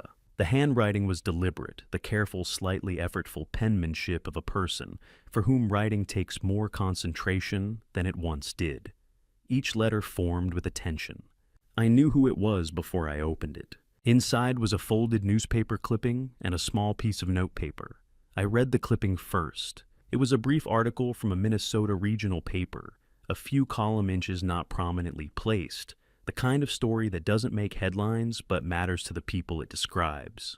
A case involving the financial exploitation of an elderly man by family members, a civil judgment upheld, a criminal referral sustained, the family named, the outcome documented. Underneath the clipping in the same deliberate handwriting as the address was a note, short enough to fit on half a piece of notepaper. "Told you so. The system remembers when you make it remember. Keep well, Frank. H." I set the note down on the table. I kept my hand on it for a moment. Outside, the delivery truck had moved on, and the street was quieter. I thought about a hospital corridor in Rochester at 2 in the morning, and a man sitting on a bench in his hospital gown who had told me with the authority of someone who had lived it. Exactly how these things worked. I thought about sitting in a bed in room 14B and saying with the certainty of a man who hadn't learned yet, my son would never do that. Harold had not said "I told you so" in a mean way. He had said it the way one man says it to another when they've both been through something and come out the other side standing, which is a different thing entirely. I sat with it for a moment. "That's good news," Gene said. He wasn't pushing, just asking in the way of someone who has the right to ask and knows not to press. "From a friend," I said. Gene nodded. He picked up his coffee. Nobody asked anything else. Nobody needed to. I left Dunning's just before 9. The morning had brightened slightly while we were inside. Not sunshine, not in Portland in December, but a lifting of the gray to something more silver than dark. The kind of light that makes the wet streets look deliberate rather than just damp. I drove to the garage. There was no particular reason I had to go that morning. The garage was open for business, in a technical sense, but I hadn't advertised yet, hadn't taken on any work, hadn't done anything more than bring the space back to itself and let it breathe. I didn't have a car waiting. I didn't have a schedule. I went because I wanted to. I parked on the street, took out the key, and rolled up the door with both hands. The light came in low and long across the concrete floor, the way it does in December, when the sun sits close to the horizon all day. Not overhead, not direct, but angled and steady and reaching a long way into the space. It caught the chrome on the Harley across the room and made it glow in a way that felt for a moment like the building was remembering something. I stood in the doorway and let the smell of the place come to me. It was there, the layers of it, the compound of oil and metal, and years of work faint, but present already deeper than it had been a week ago. A place comes back to itself gradually when you give it the conditions to do so. Like a lot of things. I walked to the toolbox Gene's delivery, the steel one, with the repaired latch, and crouched down and opened it. The tools were arranged the way I had arranged them the last time I'd put them away, which was before Minnesota, before all of it. Each one in its place, unchanged. I reached in and picked up the wrench from the tray in the lid. A standard combination wrench, nothing particular about it, the handle worn smooth in the right places from a few decades of regular use. I stood up and held it. There was no car in the garage, no project waiting, nothing to fix today. I stood in the low December light with the wrench in my hand and looked at the space around me, the bare walls that would eventually have things on them again, the empty bays that would eventually have machines in them again, the open door at my back letting in the cold morning air and the sound of the street and the particular quality of light that belongs only to the last day of a year that had asked more of me than most. I thought about what I wanted to say, not to Derek, not to Ray, not to Gene or Pete or Sal or Marcus, not to any specific person, just what I wanted to say now that there was finally room to say it. Now that the noise had settled and the dust had come down, and I was standing in my own garage on my own floor with my own wrench in my hand on the last morning of the year. I stood there and let the garage breathe around me, and I began. The garage was empty. Not the empty of abandonment, not the cold, sealed quality of a place no one has cared about. This was different, the empty of a space that has been cleared and is waiting. The way a page is empty before you know what to write on it. I walked the perimeter the way I always had, one circuit of the space, before the work began to see what the day was asking for. My boots on the concrete made the same sound they always had in here, a solid, unhurried echo. The walls had always returned at exactly this angle. I ran my hand along the east wall as I walked. Someone had repainted it a commercial gray trying to be neutral. But beneath my fingers at intervals, I felt the slight resistance of old nail holes. Dozens of them spaced in the arrangement of tools that had hung in the same positions for decades. The wall remembered the layout even after everything had been removed. Even after someone had painted over the evidence. Some things don't fully disappear just because you cover them. I stopped at the center of the floor. There was a stain near the main bay position, a large irregular darkening of the concrete spread in an uneven radius from where the primary drain had always been. Oil, 40 years of it worked into the porous surface in layers. No cleaning agent removes that kind of accumulation. You can lighten it at the surface. But after enough years, the stain becomes part of the floor itself, rather than something on top of it. 4 decades of work compressed into a shadow on the ground. I crouched down and put one hand flat on the concrete beside it, not on the stain itself, just near it. My father had crouched over this same floor. His hands had worked above this same drain. The tools whose ghost holes remained in the east wall had passed through his hands before they passed through mine. I thought about the decision he had made in 1993, the document he had written out by hand, rolled carefully sealed in a length of pipe, and tucked inside the frame of a motorcycle he knew I would keep. He hadn't told me it was there. He had just told me to keep the bike and trusted that when the moment arrived, I would find what I needed. That was a different kind of preparation than a safe or a lock. It was the preparation of a man who understood that the things worth protecting need to be placed where only the right kind of attention will find them. He thought in systems. He understood that a good design anticipates failure without advertising its defenses. The smartest man I ever knew, and he spent his life covered in grease and never once seemed to mind. I thought about Harold, the man in the room beside mine in Minnesota, who had told me from inside his own experience exactly what the opening move of this kind of situation looked like. I had listened and then said my son would never do that. Harold had stayed quiet in the way of someone who knows certain lessons can only be learned from the inside. He was right. I learned it from the inside. But here is what I also learned, that the system remembers when you make it remember.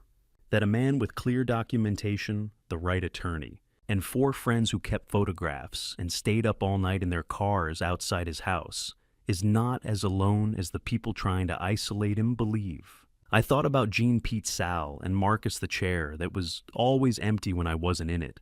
The 47 photographs, the business card placed on the table without ceremony. The kind of loyalty that doesn't announce itself, that just shows up and stays. I straightened up and looked at the space around me, bare walls, empty bays, the open door at the far end, letting in the December morning and the year's last light. This place needed work, a new workbench, fresh shelving, a parts cabinet to replace the one that had been taken. Small repairs, large ones, the gradual process of returning a space to what it was built to be. That would take time.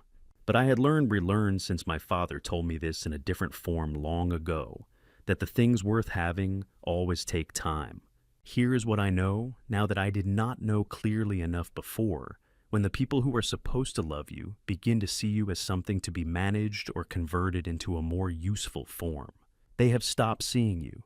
They have started pricing you. And the moment you stop being useful, the calculation changes. You become an obstacle rather than a person. That is not love. That is administration. My father didn't leave me a document to protect a piece of real estate. He left me a document that said, "This belongs to you." No one has the authority to decide what it's worth except the person it was given to. He left me a document that said, "You belong to yourself." That is what I am carrying out of this year. If you are listening and you recognize something in it, if you have felt the particular cold of being evaluated by someone who is supposed to love you, find your documentation. Find your attorney. Find your Gene, your Pete, your Sal, your Marcus. They exist. They are in your life already waiting to be given the chance. And if you are a Derek, if you are somewhere inside a decision you made and are still inside the door, is still open. I left it that way. When you're ready to walk through it, you'll find what was there before any of this started. A garage, a wrench, someone willing to show you what needs doing. The wrench was still in my hand. I looked down at it, the worn grip, the familiar weight of something used correctly for a long time. Outside the last morning of the year was doing what it does, being ordinary, being present, letting the light in through the open door and fall across the concrete in the long, pale way of winter. And underneath it all, faint stubborn, returning to where it had always belonged, the smell of motor oil. The door was open. I had work to do. I'm 64 years old.